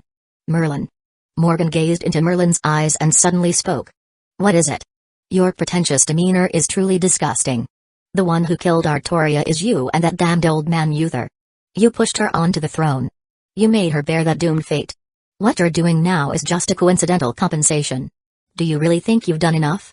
The harm you brought to Artoria is far from just this. I'm sorry. That's my responsibility, I must bear it. If you want to blame me, I won't complain. Merlin did not argue, bowing his head. If you truly want to judge me, I won't fight back or run away. But please, be gentle, I'm quite afraid of pain. Judge you? And then let you find so-called relief and completely let go of this matter? Merlin, your degree of despicability is still as disgusting as ever. Morgan lightly tapped the table with her delicate fingers. In an instant, fueled by her rising magical energy due to anger, a horrifying tear was ripped open at the place where her fingertips fell, and the exquisite teacups on the table fell to the ground, making a crisp sound. Merlin, I don't want to argue with you, the murderer, nor will I lay a hand on you. Because you're not worthy, that disgusting soul and body would only dirty my hands. Artoria is my sister. Although there were many unexpected events in the past that soured our relationship, we are still sisters by blood. I would never harm her as you did, pushing her into a dead end. Morgan stood up and spoke unequivocally. The world has already closed off, and it's hard for us in Avalon to come and go freely. But the things left in my village can help me leave briefly. This is also a rare opportunity for us sisters to meet. So, I advise you not to do anything unnecessary this time, Merlin. Otherwise, your fate won't be as simple as being locked in the Tower of Avalon. After finishing her words, Morgan no longer lingered, raising her pitch-black staff to tap the ground. Her figure transformed into black mist, dissipating in the Tower of Avalon, leaving Merlin alone, looking down with a bitter smile. Really? It seems I won't be able to help you again, Artoria. Roy, it's up to you next, my friend. Online streamer, Magi Mari. I was scolded by my good friend today, and I'm so troubled. What should I do? Is that Morgan Le Fay? Or something else? But the design of the bounded field here is indeed very interesting. The reckless act of directly shattering the grand bounded field with magical power had clearly disrupted the plans of the mastermind behind it. For example, a certain witch, Morgan Le Fay, who sensed Artoria's return and hurried back overnight. The unknown power that Zepia mentioned, which seeks to seize control of the Logos React, originated from this witch's handiwork. She knew that Artoria would definitely come here, so she spent a lot of effort setting up the grand bounded field in the Gravekeeper's forbidden area, along with various trials and challenges, hoping for a touching sister reunion, heartfelt, in the end. However, Roy's brutal actions completely shattered her plans. The strong do not need to act according to the rules set by the weak. The so-called rules are merely prepared for those who do not follow them, and Roy was clearly no longer the type of person who needed to abide by them. He had no interest in the trials arranged by the witch. Thus, his crude infusion of magical power forcefully crushed the bounded field, burying not only the circular corridor but also many arrangements behind it under the debris caused by the shattered bounded field. Many elite monsters that had not yet made an appearance were directly buried alive by Roy. It was a complete display of power. Without even starting the trials, he jumped straight to the end. This made Morgan Le Fay quite annoyed. The gifts prepared for Artoria had been completely ruined by an outsider. She was really looking forward to seeing her sister regain her faith and fight bravely. Now, all of it was gone. This made Morgan extremely furious, and she decided that she must teach Roy a lesson. Let's see about that, you brat. Roar. Due to the collapse of the underground bounded field, many ghosts and monsters that were about to be buried alive let out piercing shrieks and began to flee wildly in this area. Roy, merely glancing at the screaming ghosts around him and the beasts escaping from deeper within the bounded field, showed them no mercy. Volumen Hydrargyrum in his sleeve transformed into a silver sword, and his azure eyes sparkled with a strange light.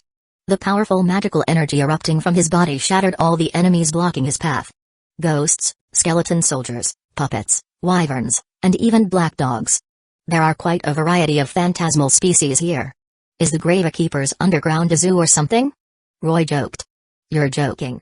I have no idea why these monsters are hiding here. Bursk replied behind him, swallowing hard at the terrifying sight reminiscent of a beast tide, and he had no mood to engage in Roy's jokes. The number of phantasmal species hidden in this forbidden area could probably launch an assault on the clock tower.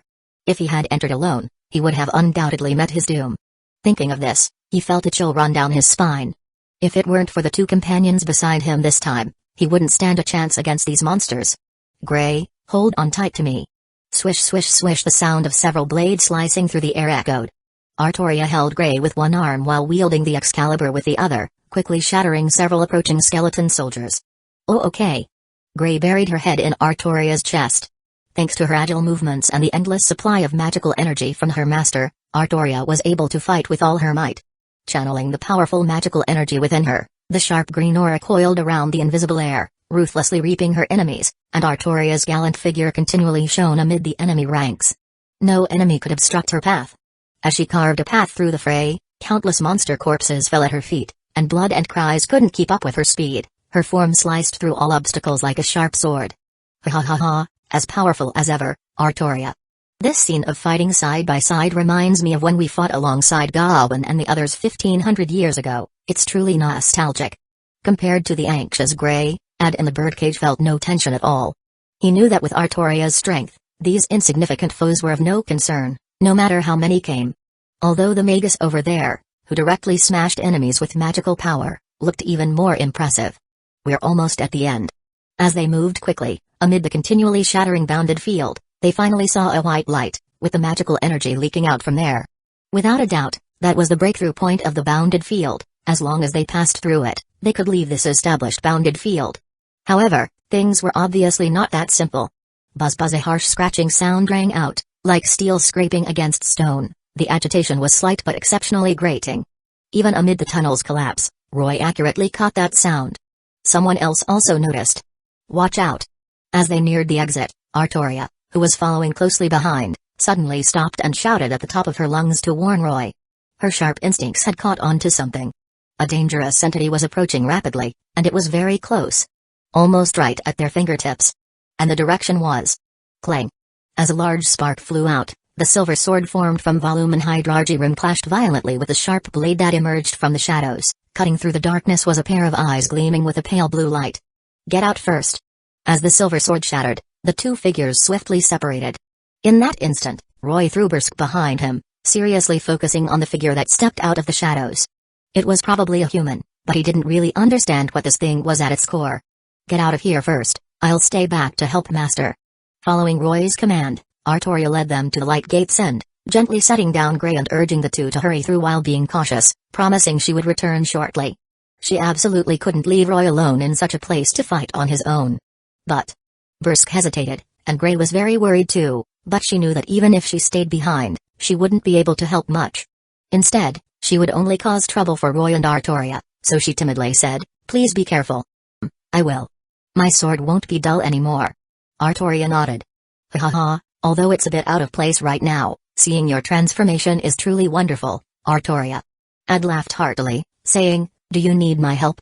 Your spear is inside my body. As long as you bring me along, there will be no difficulties." Spear. Artoria knew exactly what Ad was referring to. "No, thanks, Sir Kay. You should stay by Grey's side to protect her. I'll be fine with just my sword." Artoria shook her head, not retrieving the holy spear. Then she no longer hesitated, drew her Excalibur, and quickly ran toward Roy. Indiscernible yet undeniably real. Just hidden in the shadows, making it difficult to pin down. Roy raised his hand, deflecting several fierce attacks coming from different directions with his silver sword, while carefully contemplating the true nature of his enemy. Although allowing that thing to continue attacking would be unlikely to harm him, prolonging the confrontation could lead to trouble. Moreover, the bounded field here was about to collapse, so a swift resolution was the best choice. If it couldn't be observed, then he would try to force the one hiding in the dark out into the open. Fortunately, this was a collapsing large bounded field, there were definitely no ordinary people around, and thus he wouldn't be endangering any innocents. He could afford to let loose a little. Turning back, he noticed that Artoria and Grey were also gone from the vicinity, which was a relief. It seems they've mostly left. It's just the two of us left here. Although I don't know what your intentions are, I will make you reveal them. He stared into the shadow where the entity existed and spoke calmly. Then he spread his hands, and magical energy began to circulate. Dust to dust, earth to earth, return to the embers in the name of fire. A wisp of dark green flame ignited from Roy's fingertips, and the gift residing in his soul was reignited in his hands. Spirit of flames, essence of fire, along with the soul of revenge. Roy then opened his hands, channeling the almost boundless magical power within him to ignite the black flames dwelling deep within his soul. 4 motions, perfectly overlapping. Close, open, rotate, pull.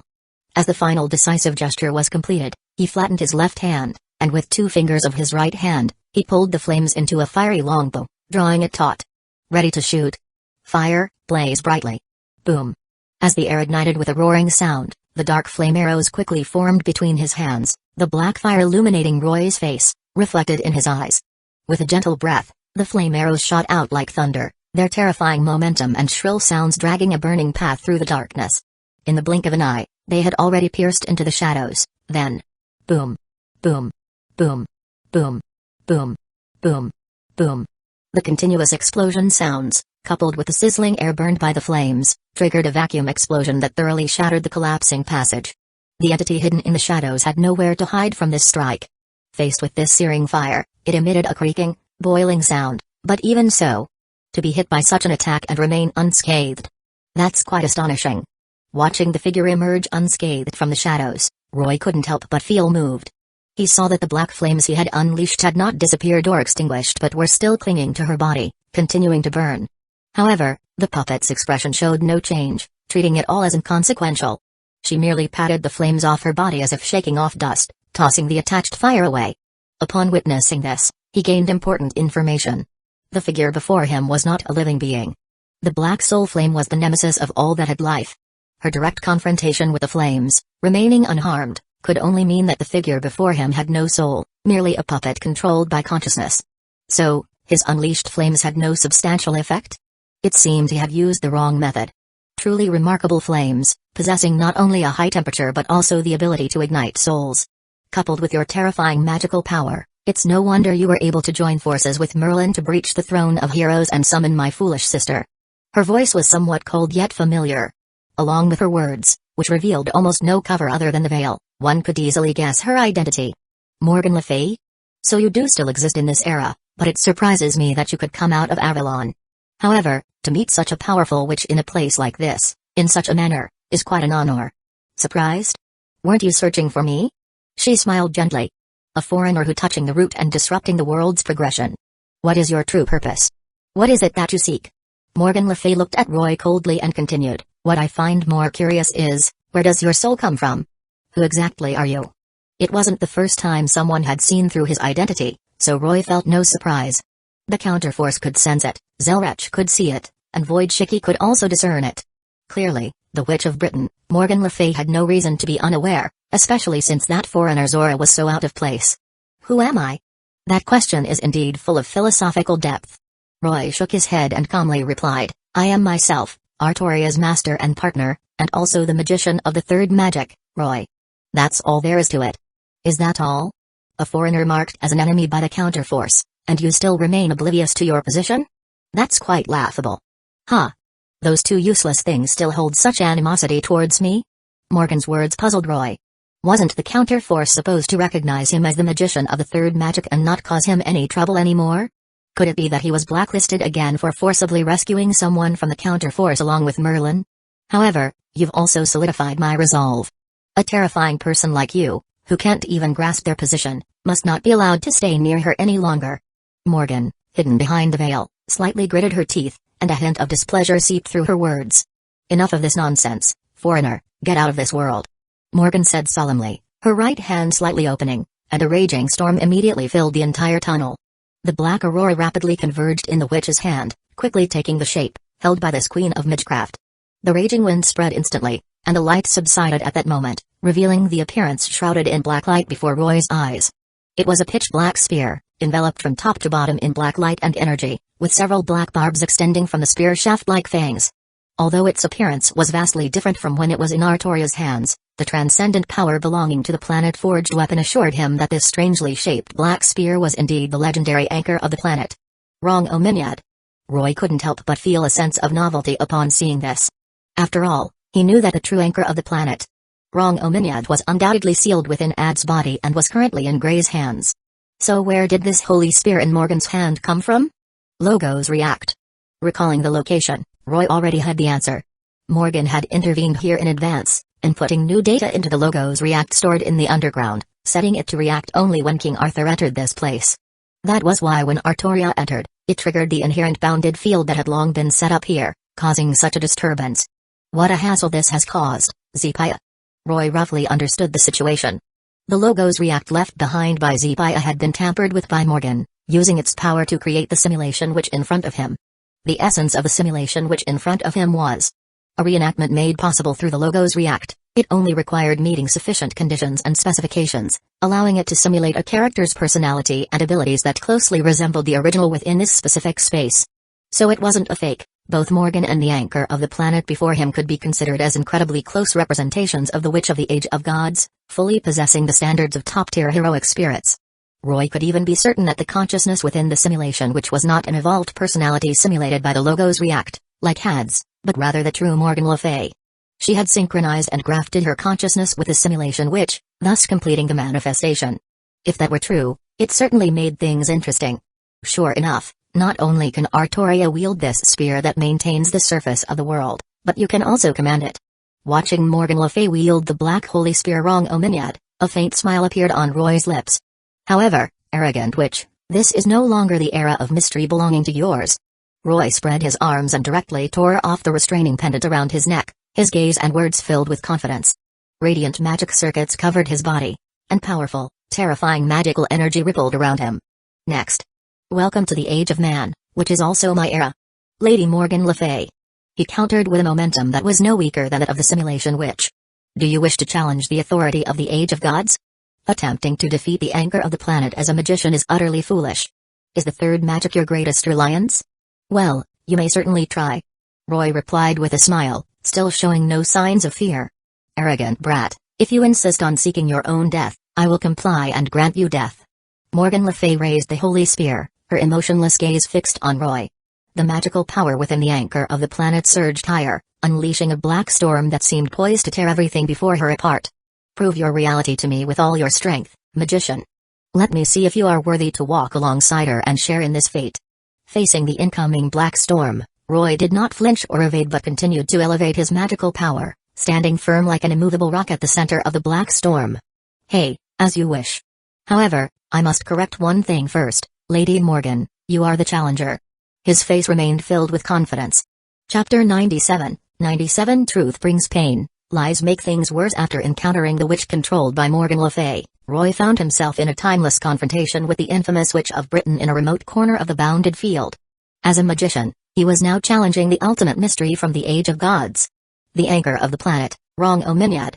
Meanwhile, after escorting Krayenbersk to the end of the bounded field, Artoria immediately set off to retrace her steps, hoping to aid Roy, who was still inside.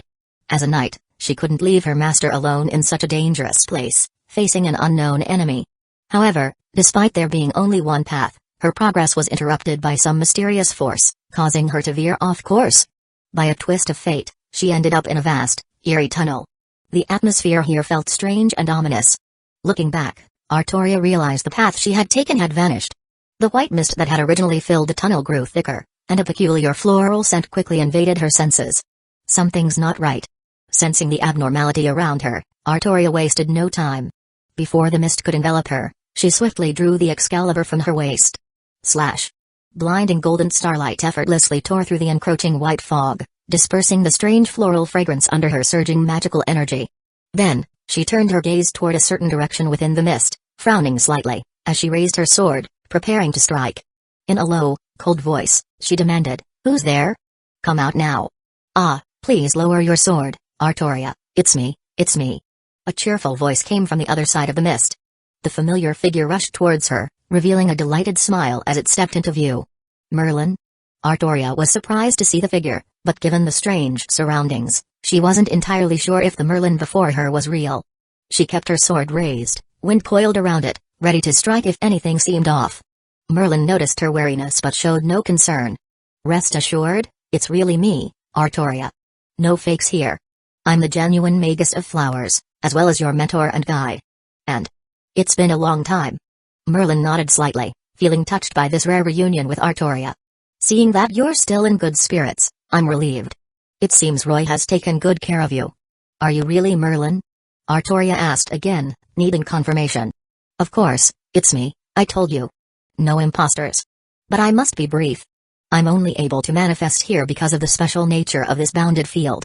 And since Morgan is currently tied up fighting Roy, she can't pay attention to me, giving me the chance to meet with you properly." Hearing her sister's name from Merlin's lips, Artoria frowned slightly. "So that's how it is. Morgan is indeed here, then? Does that mean she created this bounded field?" "Yes." Merlin nodded. "This entire Blackmoor Cemetery and Gravekeeper's Village and the bounded field were prepared by Morgan for you. Originally, her plans were for your resurrection. But because of the plans Roy and I made, you were revived early as a heroic spirit, so all her preparations were rendered pointless. Honestly, that should have been a good thing. After all, by being revived as a heroic spirit, you retained your full strength without having to take over someone else's body. Knowing you, if you were forced to possess that girl's body, you would probably have ended up taking your own life in atonement." Merlin smiled bitterly as he spoke. "But your sister isn't one to give up so easily." Artoria fell silent, her feelings conflicted. She knew her sister's obsession better than anyone. "Merlin, do you know what my sister's true intentions are? Why did she want to resurrect me when we—" "Artoria, you're still as oblivious as ever." Merlin shook his head and said, "You've always focused on the kingdom, but you've overlooked the feelings Morgan has for you. You've never truly understood your sister. Just as Roy had once told him, Merlin calmly revealed the truth. Your sister, Morgan Le Fay, has done many things for you that you've never realized. According to Roy, you were supposed to ask these questions yourself. But since Morgan is busy fighting Roy, I came to tell you myself.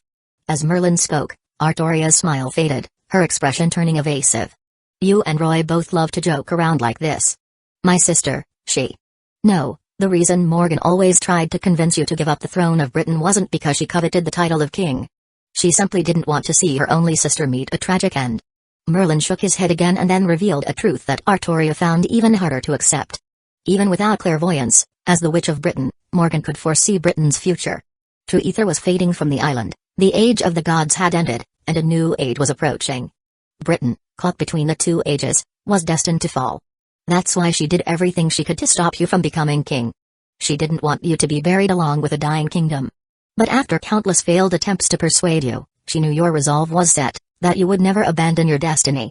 So, she sent her finest children to serve at your side, hoping they could ease your burdens.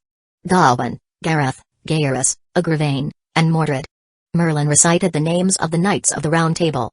Because she sent all her best knights to you, she was forced to stay in her castle for years, guarding the north and the rampaging White Dragon, Vortigern. And Mordred? Artoria's eyes widened in shock. Even Mordred's birth was because of you. As a woman, you couldn't have an heir with Guinevere.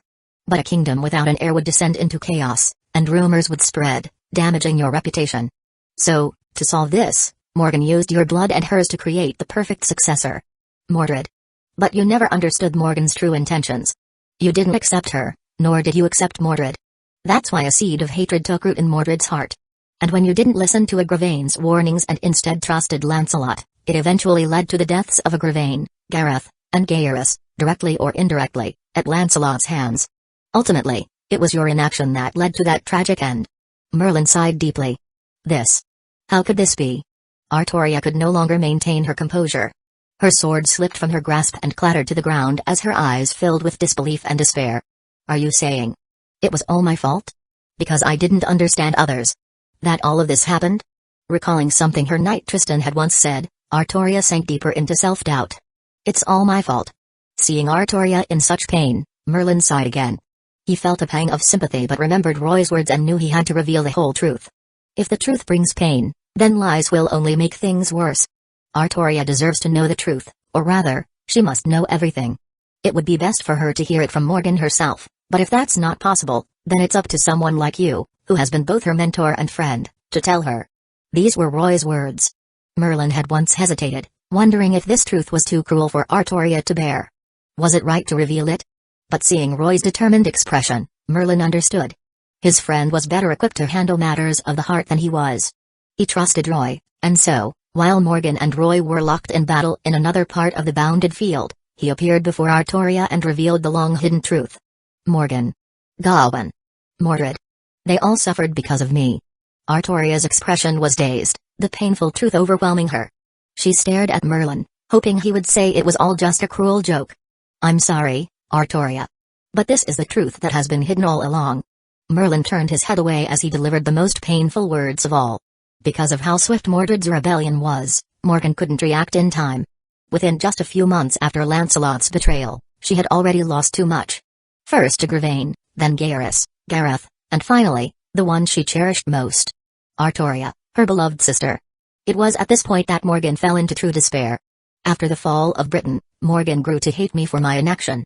She believed it was my fault that you met such a tragic fate.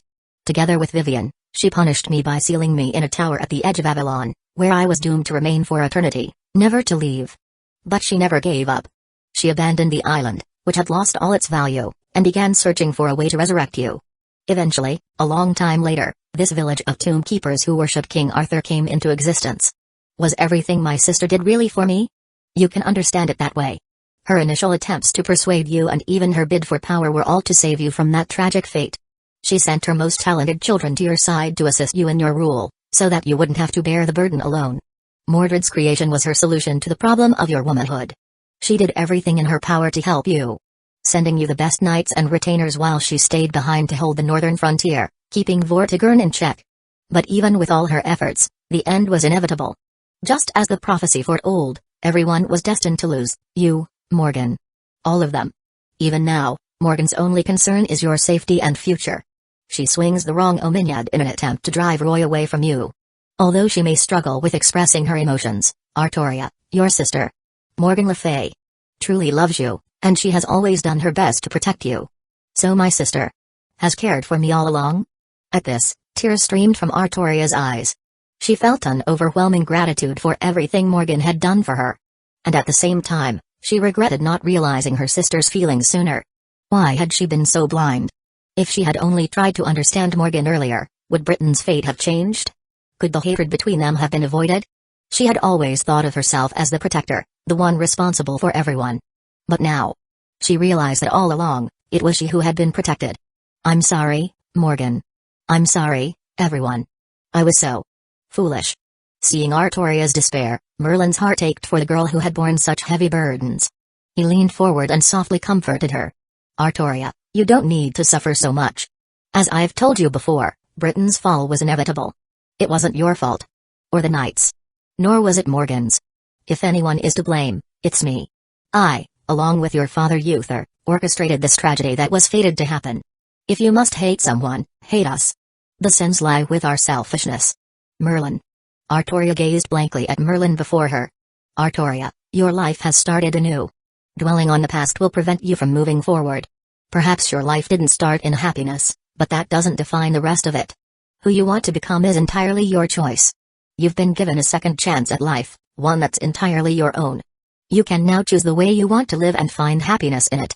Merlin's gaze locked onto Artoria's as he urged her, but right now, our friend and savior, Roy, is engaged in a fierce battle with your sister on the other side of the bounded field. I need you to go to that place and stop them. Can you do that? You're the only one who can, Artoria. Merlin raised his staff and dispersed the mist before them, revealing the direction where Roy and Morgan were locked in combat. He had done all he could. Everything he needed to say, he had said. There was no more reason for him to stay. It was time for him to go. And so, his figure gradually faded, disappearing entirely into the mist, leaving Artoria alone to cry quietly. But her sadness did not last long. After a brief moment of reflection, Artoria composed herself once more. She looked toward the direction Merlin had pointed out, her eyes filled with resolve, and then began to run. Her footsteps were steady, her resolve firm. In the mist-filled tunnel, the sound of her steps echoed with certainty. Chapter 98, The Witch and the Magician. As Morgan manipulated the underground grand bounded field, the landscape was constantly shifting. To optimize her combat strategy, Morgan wisely relocated the battlefield. The narrow tunnel had now been replaced by a vast, open plain. At this moment, the two combatants were fighting fiercely in this expansive arena. What's wrong, magician of the third magic? Why are you dodging like a slippery eel? Weren't you the one who said I was the challenger?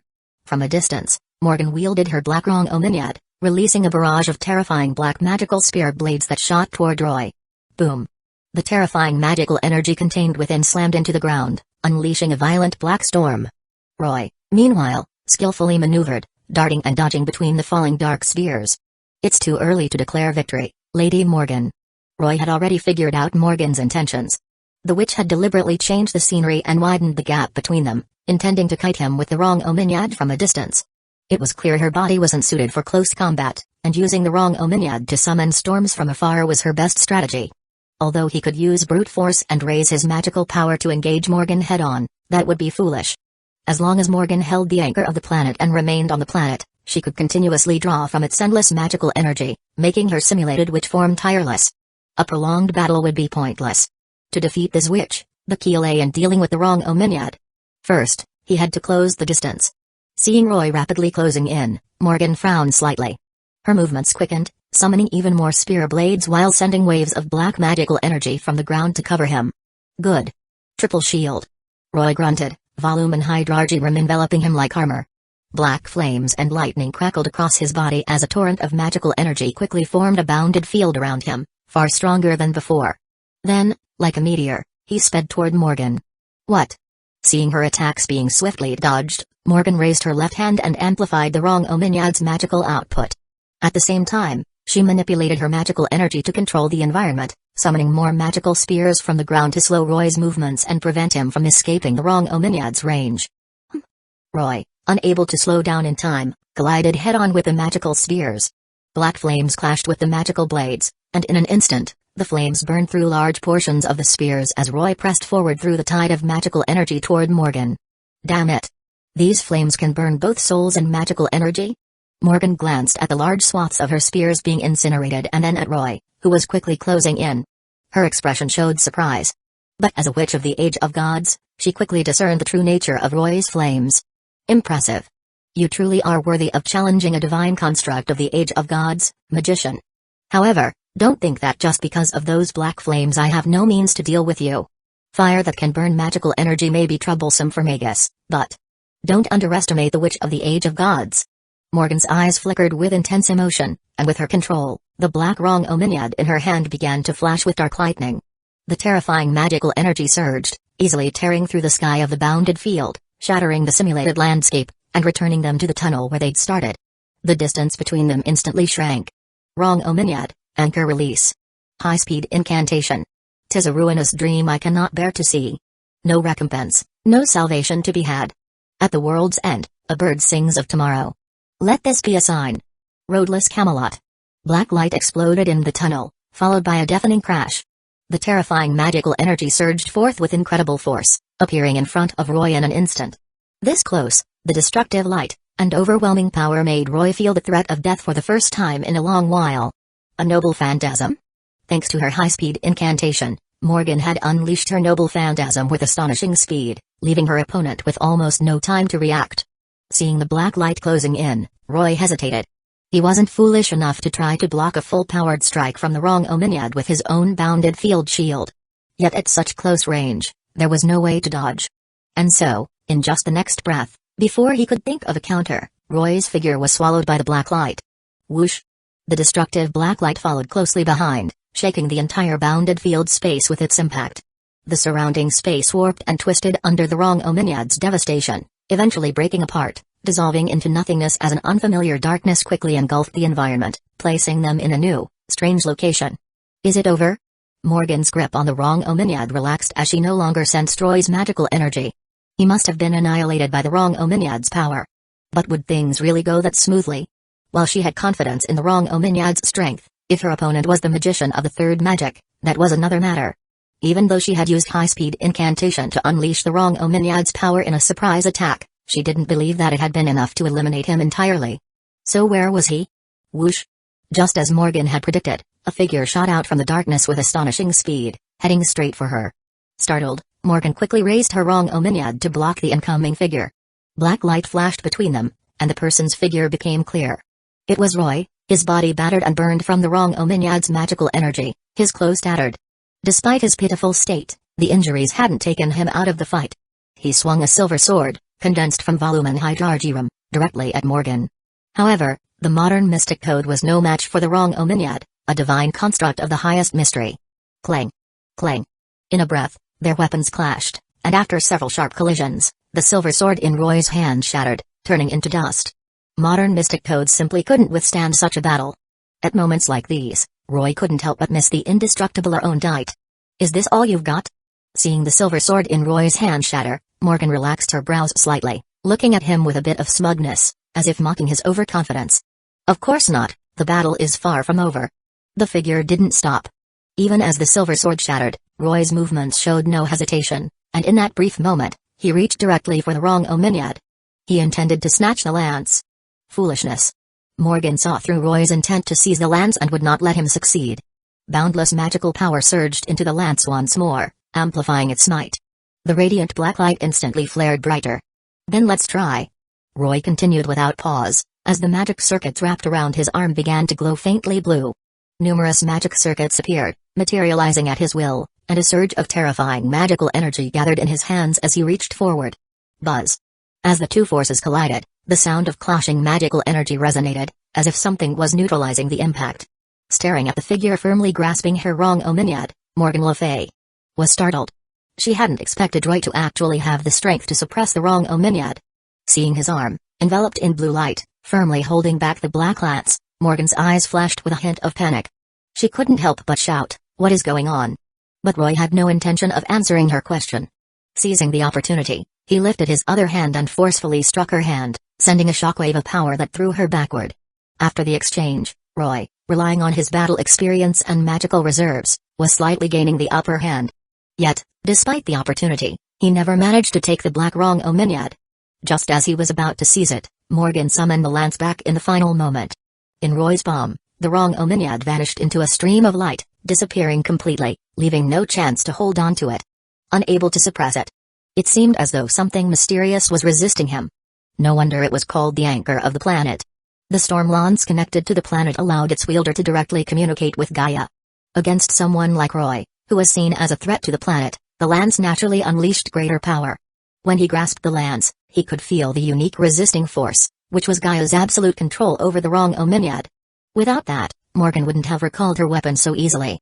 The counterforce is interfering. Gaia, you really enjoy opposing me, huh? Roy glanced at his now scorched hand, scorched by the wrong Omniad, and sighed. He took a deep breath and quickly began healing himself, channeling magical energy into his hands. A soft green light enveloped his hands, swiftly healing his wounds and restoring the damage on his body. At the same time, Morgan, who had also been knocked back by the magical energy shockwave, gripped the wrong Omniad once again, feeling more confident. At that moment, Roy lifted his head slightly, feeling his strength return. He raised his hands again, ready for battle. The meaningless probing is over. Let's begin the second round, Lady Morgan. Even though Roy had sensed the aura of the planet while holding the wrong Omniad, he showed no fear.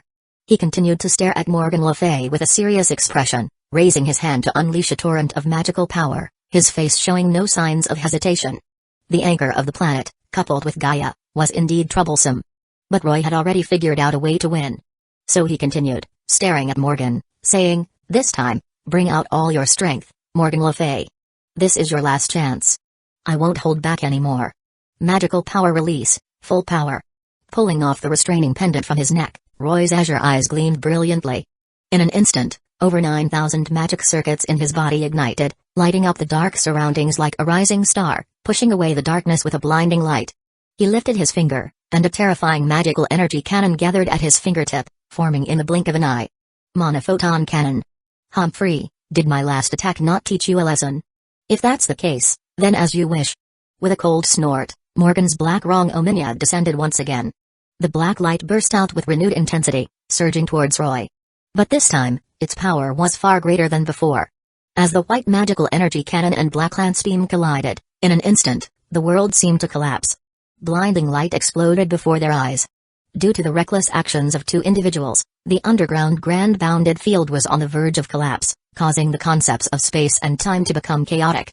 Although Artoria rushed toward this direction at her fastest speed, the sudden onset of endless darkness caused her to lose her way. Where is this? Amidst the boundless darkness where she had completely lost her sense of direction, Artoria couldn't help but feel confused, though anxiety also welled up within her. Her sister and master were still fighting somewhere else. How could she allow herself to be trapped here? Fortunately, this sense of disorientation didn't last long.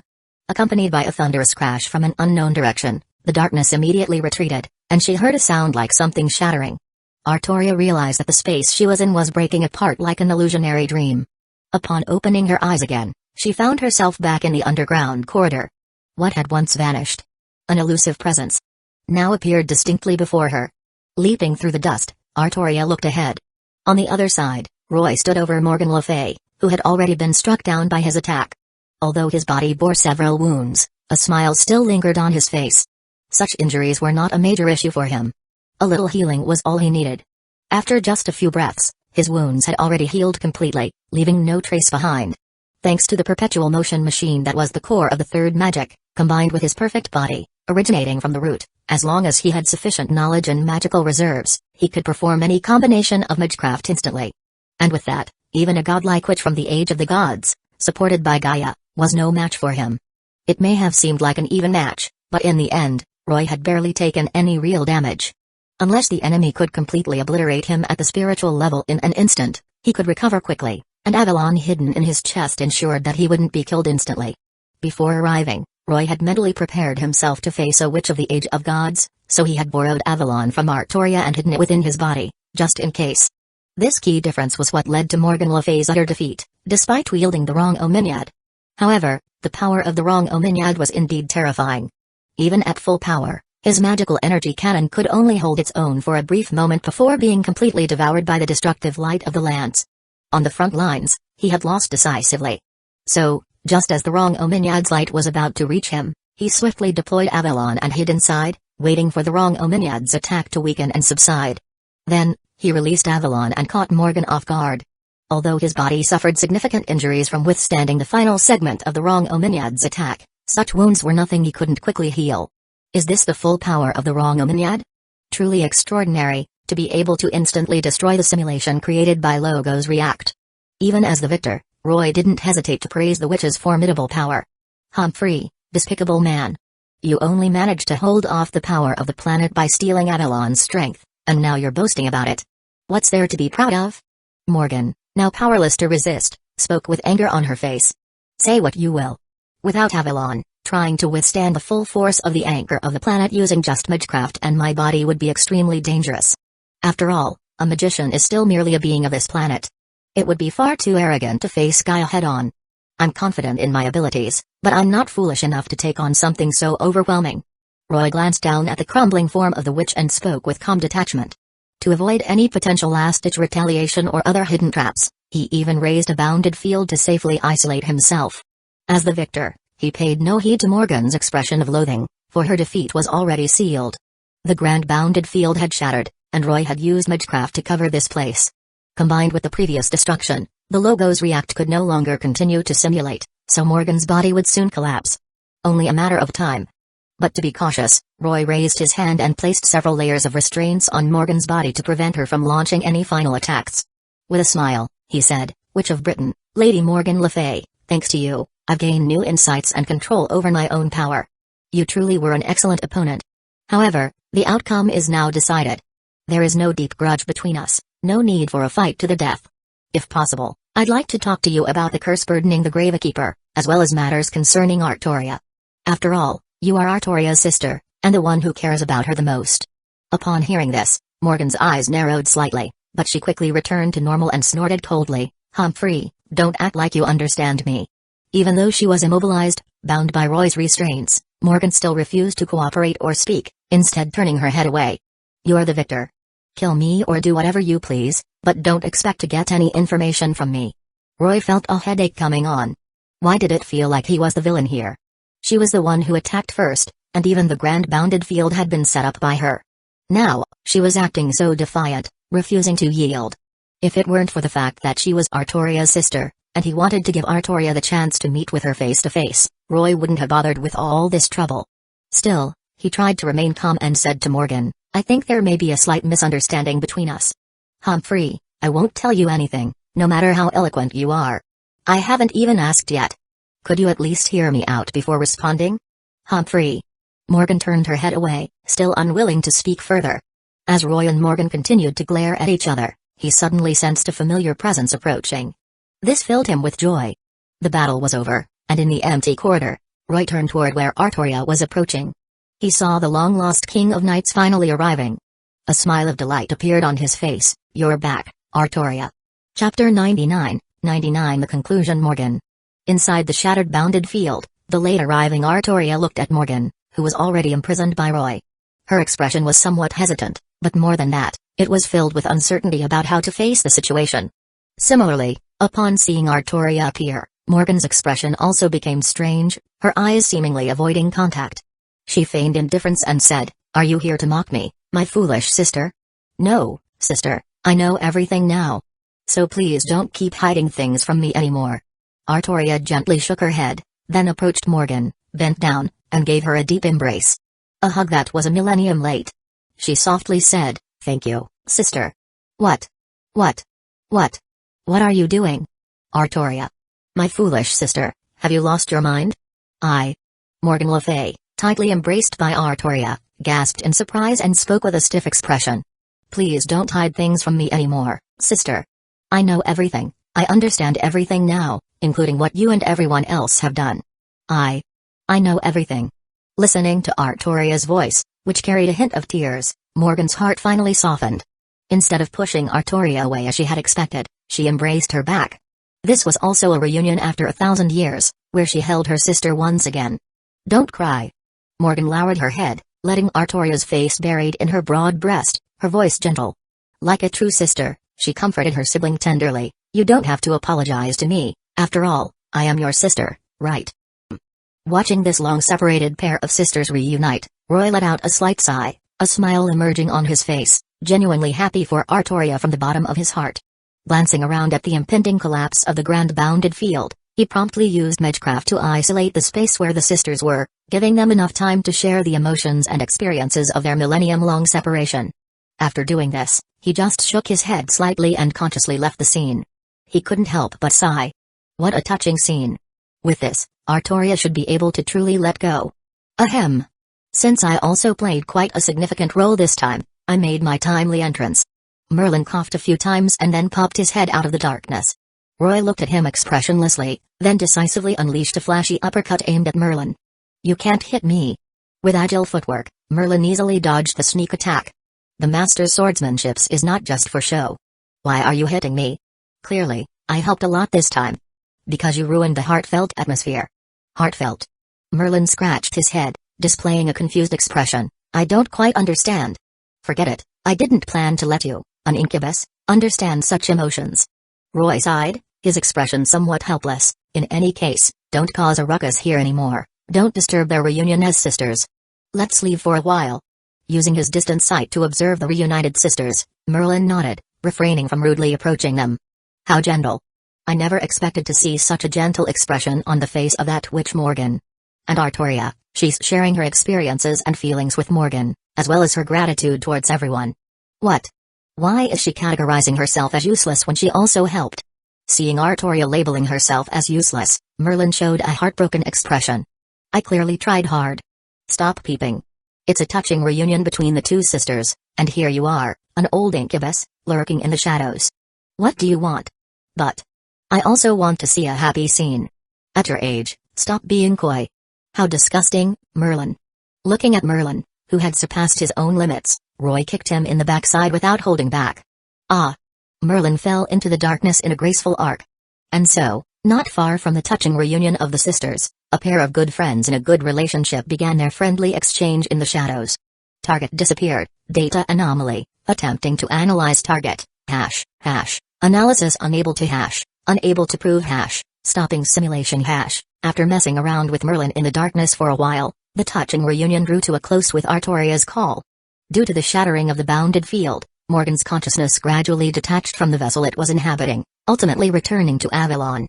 The doll before them, which bore Morgan's appearance, was left as nothing but a fragmented shell. Crack accompanied by the sound of the core within the simulation witch's body being shattered by Roy, a mechanical malfunctioning noise entered the ears of the two.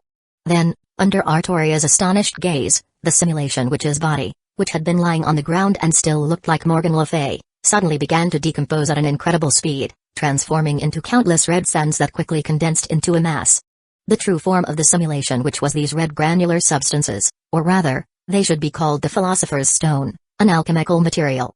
Reaching his hand into this mass of red sand, and as the magic circuits on Roy's arm flickered with light, these fine grains seemed to be drawn by some force and began to flow rapidly, collapsing swiftly afterward. Thus, the objectives of their journey were completely fulfilled. They helped Grace see Artoria and helped Artoria see Morgan, allowing the sisters to truly reveal their feelings to each other. They also had the opportunity to witness the supreme masterpiece of the Atlas Institute. One of the 7 super weapons of Atlas. Logo's React was successfully shut down. Next, they just had to wait for Zepaya to come and tidy up. Outside, within the Gravekeeper's village, Gray and Bursk, who had been thrown out by Artoria, were quite anxious. However, considering their own strength gap and the now missing entrance to the corridor, there was nothing they could do but wait outside, feeling helpless and frustrated. Fortunately, the disturbance below didn't last long. After a few shakes, it returned to calm. Yet Bursk and Gray still hadn't seen Roy and Artoria, and could only wait anxiously. After a long time, about a few hours later, in the case where the underground tunnel's exit had completely collapsed, an explosion resonated in the Gravekeeper's village. Accompanied by soaring flames and the rising clouds of dust, a massive underground hole several dozen meters long opened up in the center of the village, with the victors triumphantly emerging from it. That's quite outrageous, Master, actually bursting out of the ground like this. Roy was holding Artoria's arm, dragging her small body as he leaped out of the pit. Hearing Artoria's complaints beside him, Roy merely smiled lightly, explaining, Sorry, Artoria, but the entrance and exit down there have completely collapsed. If we didn't break through the ground directly, we wouldn't have been able to come out. I know, but... They landed on the tower, looking down at the villagers of the Gravekeeper's village, who were gathering with torches, expressions a bit helpless. The earlier commotion had startled the entire village, there was no way to conceal it. This made Artoria a bit worried. Don't worry, someone will handle the residents. Knowing Artoria's concerns, Roy smiled reassuringly. Really? Is that you, Sir Roy? Lord Roy and King Arthur? Hurrying over were Grey and Bursk, but upon seeing the gathering residents and the two standing on the tower, they felt equally helpless. Such a huge disturbance could no longer be concealed. What should they do? Confess everything that happened underground to everyone? Absolutely not. If they told them that Grey could not become the vessel of the King Arthur and fulfill the prophecy, the Gravekeeper's village would undoubtedly fall into greater chaos. The devastation of a millennium of hope would bring about unimaginable consequences. He could only silently pray that Roy would quickly take Artoria away from here and not do anything unnecessary. What should we do, Master? If they keep gathering. At this moment, Artoria also had a grim expression. Having experienced despair, she understood the tragedy that would fall after shattered hopes. As she spoke, Roy simply smiled, making her even more anxious. What are you smiling about? Is this a time to be smiling? There's no need to worry, Artoria. I understand your concerns, and I can also comprehend your tenderness and indebtedness towards them. But please trust me, I will handle things here properly. I can assure you of that. Look, isn't the expert at handling these matters already here? Hearing these words, Artoria seemed to suddenly sense something, her eyes widening slowly. Then, at Roy's reminder, she looked towards the white figure running out from the big hole. That was... Hello everyone. It's your favorite Magus of Flowers, Merlin, back on stage. Merlin, who crawled out, quickly distanced himself from the gathering residents, leaping to a suitable position. He raised his head and greeted Artoria and Roy above, then, as commissioned by Roy, began to recite a spell to deal with the current trouble. You really love to cause trouble, don't you? But who told us we're friends? In that case, let's give this magecraft a try. As Merlin recited the spell, a fragrant scent wafted into the nostrils of the residents below. Suddenly, the night sky brightened, and they found themselves in a sea of flowers, countless petals swirling into their vision. Flower fragrance? And light, what are these? And these petals? There are so many, and they're pink. I can't even see how many there are. If they... The Gravekeepers never expected so many petals to invade their view, and the number kept increasing, even filling their entire field of vision. They couldn't see anything, what was happening. Overlooking the Gravekeeper's village, which had fallen into chaos, Merlin's raised hand slowly descended. He placed his thumb to his lips. SHH. Have a good sleep, and you'll forget everything when you wake up. With a flick, he extinguished the last glimmer of light from his fingertips and turned away. The remaining magical energy in his body had completely vanished, his consciousness returning to Avalon. Then, at that moment, the entire Gravekeeper's village fell into a deep slumber, merging with the night like flowing water, all consciousness entering the same dream. This allowed Merlin to use illusions to simultaneously hypnotize all living beings in the village, ensuring that no one would remember this sudden massive unsealing, nor would they question the events underground. What happened here would be filled in their minds with the most acceptable reasons to cover their memories. As for the issues caused by the Mages Association's accountability due to the seismic activity in Wales, let Kenneth and Dulifus handle it. As long as it was Roy's orders, they wouldn't refuse. In short, the situation was resolved satisfactorily. The situation was successfully resolved. After the large-scale illusion last night, aside from those few who had entered the underground corridor together, the remaining Gravekeepers in the village had their memories replaced by Merlin's hypnosis. As for the enormous crack, it was later sealed up by Roy using Earth Magecraft. Although the memories of the informed individuals were erased, the Logos React that had been stored underground was temporarily taken to a safe place by Roy according to Tsabia's arrangements. It wouldn't be long before the higher-ups in the Gravekeepers' village discovered the anomaly, and when that time came, a thorough investigation of the entire village to find the culprit would be inevitable. Even though the entire Gravekeepers' village combined wouldn't be enough for him to clear out with a few spells, Roy wouldn't attack the village out of respect for Artoria and Grey. After all, they were all pitiful beings who had been imprisoned for 1,000 years, why make things difficult for them? The church where Bursk resided. Roy and Artoria, the two outsiders, were hiding in this place. Before leaving, Bursk still had many things he wanted to say to them. Your Majesty, are you leaving? Bursk glanced at the silent Artoria, looking somewhat anxious, and lowered his head to speak. I'm sorry, Your Majesty, that you had to see such a disgrace upon your return. The residents of the entire village have remained loyal to you based on that twisted hope, which is truly shameful. Now, the logo's react stored in the underground corridor has already been taken by our companion. This matter cannot be kept secret, it's only a matter of time before it is discovered, so please leave this land. I'm sorry, Mr. Bursk. Artoria looked at the elderly man before her with some guilt. Last night, she had been struck by the truth spoken by Merlin, and then, seeing her sister lose control of her emotions, she had forgotten to ask her sister about how to break the curse. So when she saw him again, she instinctively felt ashamed. No, you don't need to apologize. The ones truly at fault are us Gravekeepers. Bursk shook his head and said, the pain you bear far exceeds that of us Gravekeepers, even the faith we have given is merely a shackle imposed upon you. I am aware of our mutual shortcomings, but in the end, I still wish to boldly ask you for a small favor, hoping you will grant it. What is it? Please, go ahead. Artoria nodded. Please leave, take Grey with you and do not return until you find a way to break the curse. Take Grey away? Hearing this request, Artoria was slightly taken aback, looking questioningly at Grey, who was sitting next to Bursk. Yes, this child has no reason to remain trapped in this land any longer. The mystic code in the underground corridor has stalled, your companion has conveyed the truth, and with your resurrection, the persistence and wishes of the Gravekeeper family do not need to continue.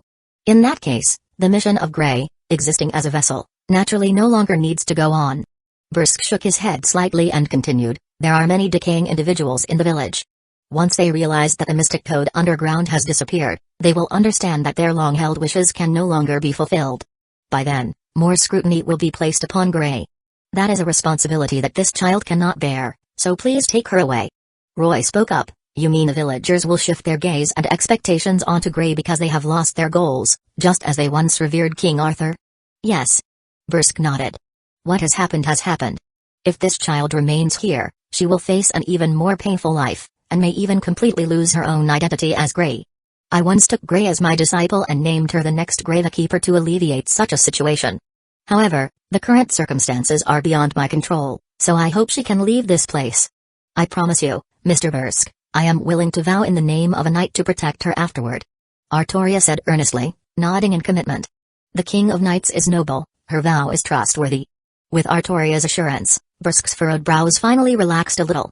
Thank you for your generosity, my king. All right, I also grant your request, I will take Grey away from this land. Roy had walked over to the silent Grey, ruffling her hair with his hand. No one's life is predetermined. The little bird in the iron cage has been isolated for such a long time and will naturally yearn for the freedom of the blue sky, rather than be trapped in this cage. She should indeed soar freely in the sky outside. Don't worry, I still have some say at the clock tower, and arranging for Grey's future life won't be a problem. As for safety, with Ad and Artoria protecting Grey, no Magus will be able to harm her. Then I'll leave it to you. Bursk nodded. However, more than these trivial matters, I want to respect Grey's wishes. Roy slightly bent down, gazing earnestly into Grey's eyes. Can we talk for a moment, Grey, about your views and choices regarding yourself? Do you want to leave this land? Sir, Grey bit her lip, and at that moment, she lifted her head, mustering the courage to look seriously into Roy's eyes. This timid girl had made her own choice. Chapter 100 Investment and Recruitment. In the end, Roy and Artoria did take Grey away from the Gravekeeper village. As for the residents of the Gravekeeper family, they didn't have much leisure time to feel the frustration and rage of having their home invaded after the disappearance of King Arthur's vessel. They were already digging through every inch of land, desperately searching for clues to find the missing Grey. Although the people from the church likely guessed what had happened, they didn't tell anyone, remaining silent. The entire village was thrown into unprecedented chaos, but amid their busyness, Roy felt quite relaxed, already on a train back to London. The pale blue sky over the London suburbs was different from the grey, misty sky over the Gravekeeper village. The air here lacked the pervasive scent of death from the graveyards. Grey gazed at the sky in a daze, not growing tired of it even as the sun began to set, her expression reflecting a peaceful and joyful state. Everything outside was so novel to her. The sky, the earth, and all the various modern devices, so unlike the narrow lawn she came from. This girl was easy to please. Just being able to breathe the fresh outside air and walk on new ground was enough to make her happy. I imagine even if Grey were to spend the entire day here, she wouldn't grow bored. Seeing her in such a leisurely state, Artoria couldn't help but ruffle her hair. Following Roy's suggestion, they took Grey into the heart of London, to shop for some clothes and try some new and unique foods. As for the funds, bringing along Rains would be enough. It would also allow her and Grey to get acquainted. After all, two girls of similar age would likely find more to talk about than someone separated by millennia, like Artoria. The eldest daughter of the Elmeloy family certainly wouldn't lack money for this. While Rains was taking Artoria and Gray shopping in one of London's large malls, on the other side, in a classroom at the clock tower, Roy sat at the head of the table, engaged in a discussion with several people. At his feet were many special mystic codes brought back from Zepia's windmill. These were some of his most important gains from the journey. As soon as he returned to the clock tower, he contacted a few lords who were essentially on his side. Since they were all present, he quickly began distributing these items. He wasn't an alchemist nor a researcher devoted to magical studies, so these advanced mystic codes would only serve as display pieces in his possession. It was better to hand them over to trustworthy individuals who could put them to good use. Like the three people in front of him. Marisberry, Ulifus, and Kenneth. Three lords of important departments at the clock tower, and also the first to choose their sides. At this moment, the three of them had already become a united front, taking a significant slice of the large cake that was the clock tower. Astonishing. So many advanced magical computation devices. Even some of Atlas Institute's most secretive equipment. As expected of the great magician himself. As Ulifus remarked, these devices were the handiwork of Zepia, the director of Atlas Institute. Even within Atlas, they were considered highly classified. Only those with the highest authority or geniuses had the right to use such advanced mystic codes, let alone allow them to be circulated outside. The madmen in the Atlas Temple would never permit their scientific achievements to flow out into the outside world. We are deeply grateful for your generosity. Department of Spiritual Evocation will not disappoint you. Caressing the devices on the table, Ulifus couldn't help but express admiration, a faint smile appearing on his aged face. His cloudy eyes sparkled with cunning. He was very eager to obtain these mystic codes brought back by Roy. For researchers and academic factions, the value of these devices was immeasurable. Obtaining them could even help elevate the scientific level of one's faction and create a significant gap with other departments. However, at that moment, a discordant voice suddenly broke in. Lord Roy, could you entrust all these mystic codes to me? The Animosphere family is willing to offer appropriate compensation in exchange. Not only Ulifus, but Marisberry was also quite interested in the rare technology from Atlas Institute. But judging by his expression, his interest wasn't simple curiosity. The zeal and desire in his eyes were impossible to conceal. What are you saying? Ulifus and Kenneth both frowned, their faces darkening as they expressed displeasure. Animosphere, what do you mean? Are you trying to monopolize these devices?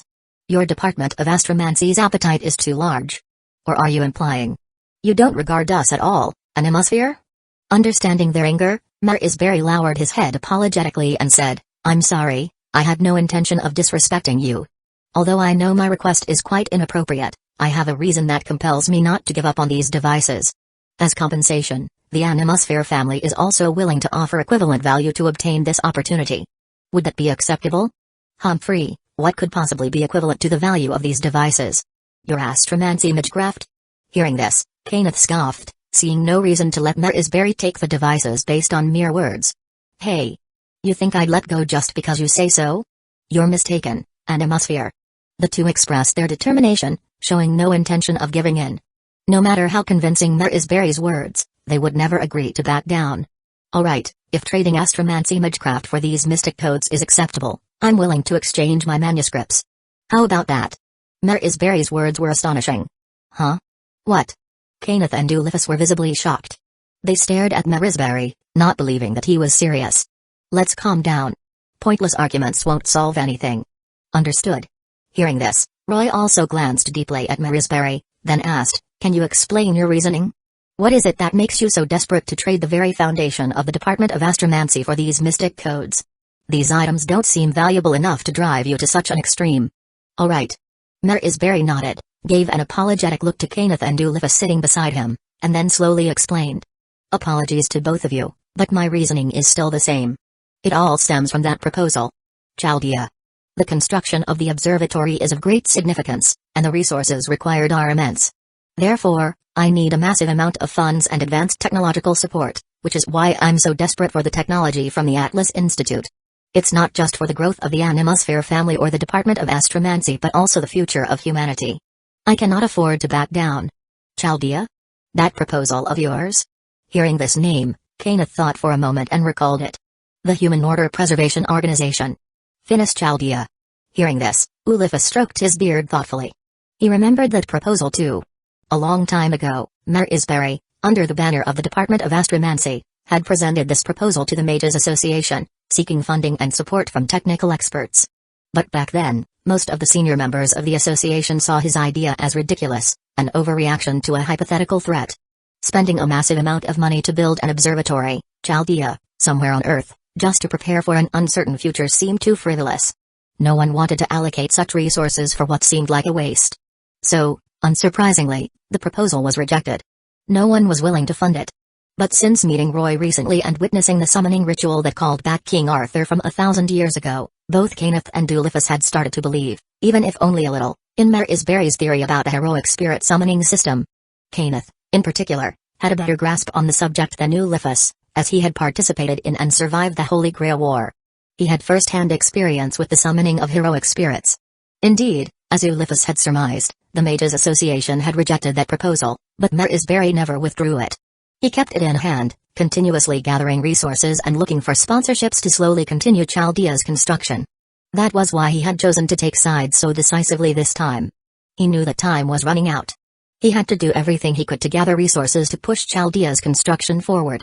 This was also the reason why he only asked for money and industry, rather than magical knowledge or research materials. Even now, he was advancing the creation of Chaldea. After this division of resources and collections, he had gathered most of the funds. Now, all he lacked was support for high-tech equipment. He had already obtained support for extraordinary technologies like ray shifting, Sheba, and imaginary number submersion through the contracts of Atlas. If he could acquire these mystic codes from Roy, it would take Chaldea to the next level. So, even if he would anger Duliphus and Kenneth, he was determined to obtain these mystic codes. Chaldea, huh? Roy tapped the table lightly, giving Marisbury a quiet glance before looking at Kenneth and Duliphus. Finally, he spoke. I plan to give all the mystic codes and data to Marisbury. What do you two think? I appreciate your generosity. Hearing this, Marisbury's eyes widened in disbelief, but he was quickly overtaken by joy. He knew that this meant Roy was officially supporting the Chaldea construction project. As the magician of the third magic, Roy was the highest authority within their rising faction. With his support, the issues of funding, technology, and manpower would all be resolved. This was incredible news. Once Roy spoke, neither Kenneth nor Duliphus could object. Their entire organization had been built around Roy's influence. I have no objections. The Department of Spiritual Evocation will follow your instructions. Duliphus nodded, indicating his willingness to comply. Humphrey. Since you've already decided, what else can I say? Giving all this to the Animosphere family is fine. Kenneth snorted before turning to Marisbury, but I have one condition, Animosphere. Please, go ahead. Allow the Department of Mineralogy to be involved in Chaldea. I'm now very interested in your proposal. I'm willing to have the Department of Mineralogy join your Chaldea project and invest the necessary resources in exchange for a share and a voice in its management. Of course. If you're willing, I have no reason to refuse. Welcome aboard, Lord Almeloy. Marisbury smiled gently. Don't celebrate just yet. I have the same idea. Animosphere, I also want the Department of Spiritual Evocation to join Chaldea. We're willing to contribute resources and technical support just like the Department of Mineralogy in exchange for management rights. What do you think? Excellent. Chaldea welcomes both of you. On behalf of the Animosphere family and all humanity, I thank you both for your contributions. With more departments investing in Chaldea, Marisbury had no reason to refuse. On the contrary, he was overjoyed. He stood up and extended his hand to the two of them, welcoming his new partners. This negotiation had been a complete success for him. Not only did he gain Roy's support, and the high-tech mystic codes from the Atlas Institute, but he also recruited two major departments into the Chaldea project. It was a huge victory. The issues of funding, manpower, and technology were now completely resolved. The construction of Chaldea could officially begin, and it would be completed in no time. The heavy burden on his heart was finally lifted. Alright, now that we've settled the distribution of resources, let's talk about something else.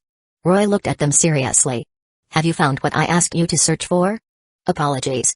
The three of them shook their heads and replied, we still haven't found anything about the Count of Monte Cristo's relics or Alexandre Dumas' original manuscripts. However, we've already sent people to the town where Alexandre Dumas lived and to his gravesite to search for the Count of Monte Cristo manuscript. Please be patient. Even his gravesite. Did they go rob his grave? Roy's expression turned a bit strange, though he didn't show it. Alright, thank you for your hard work. Then, he rose from his chair, took some papers from his pocket, placed them on the table, and spoke. Here are the secrets I uncovered in the Gravekeeper's village this time, as well as matters related to Grey. I'm counting on you to handle the follow-up. Don't let anyone from other departments or factions bother her, got it? Also, don't let the Department of Policies know about the Blackmore Cemetery situation. If those guys find out, it'll bring unnecessary trouble to the village.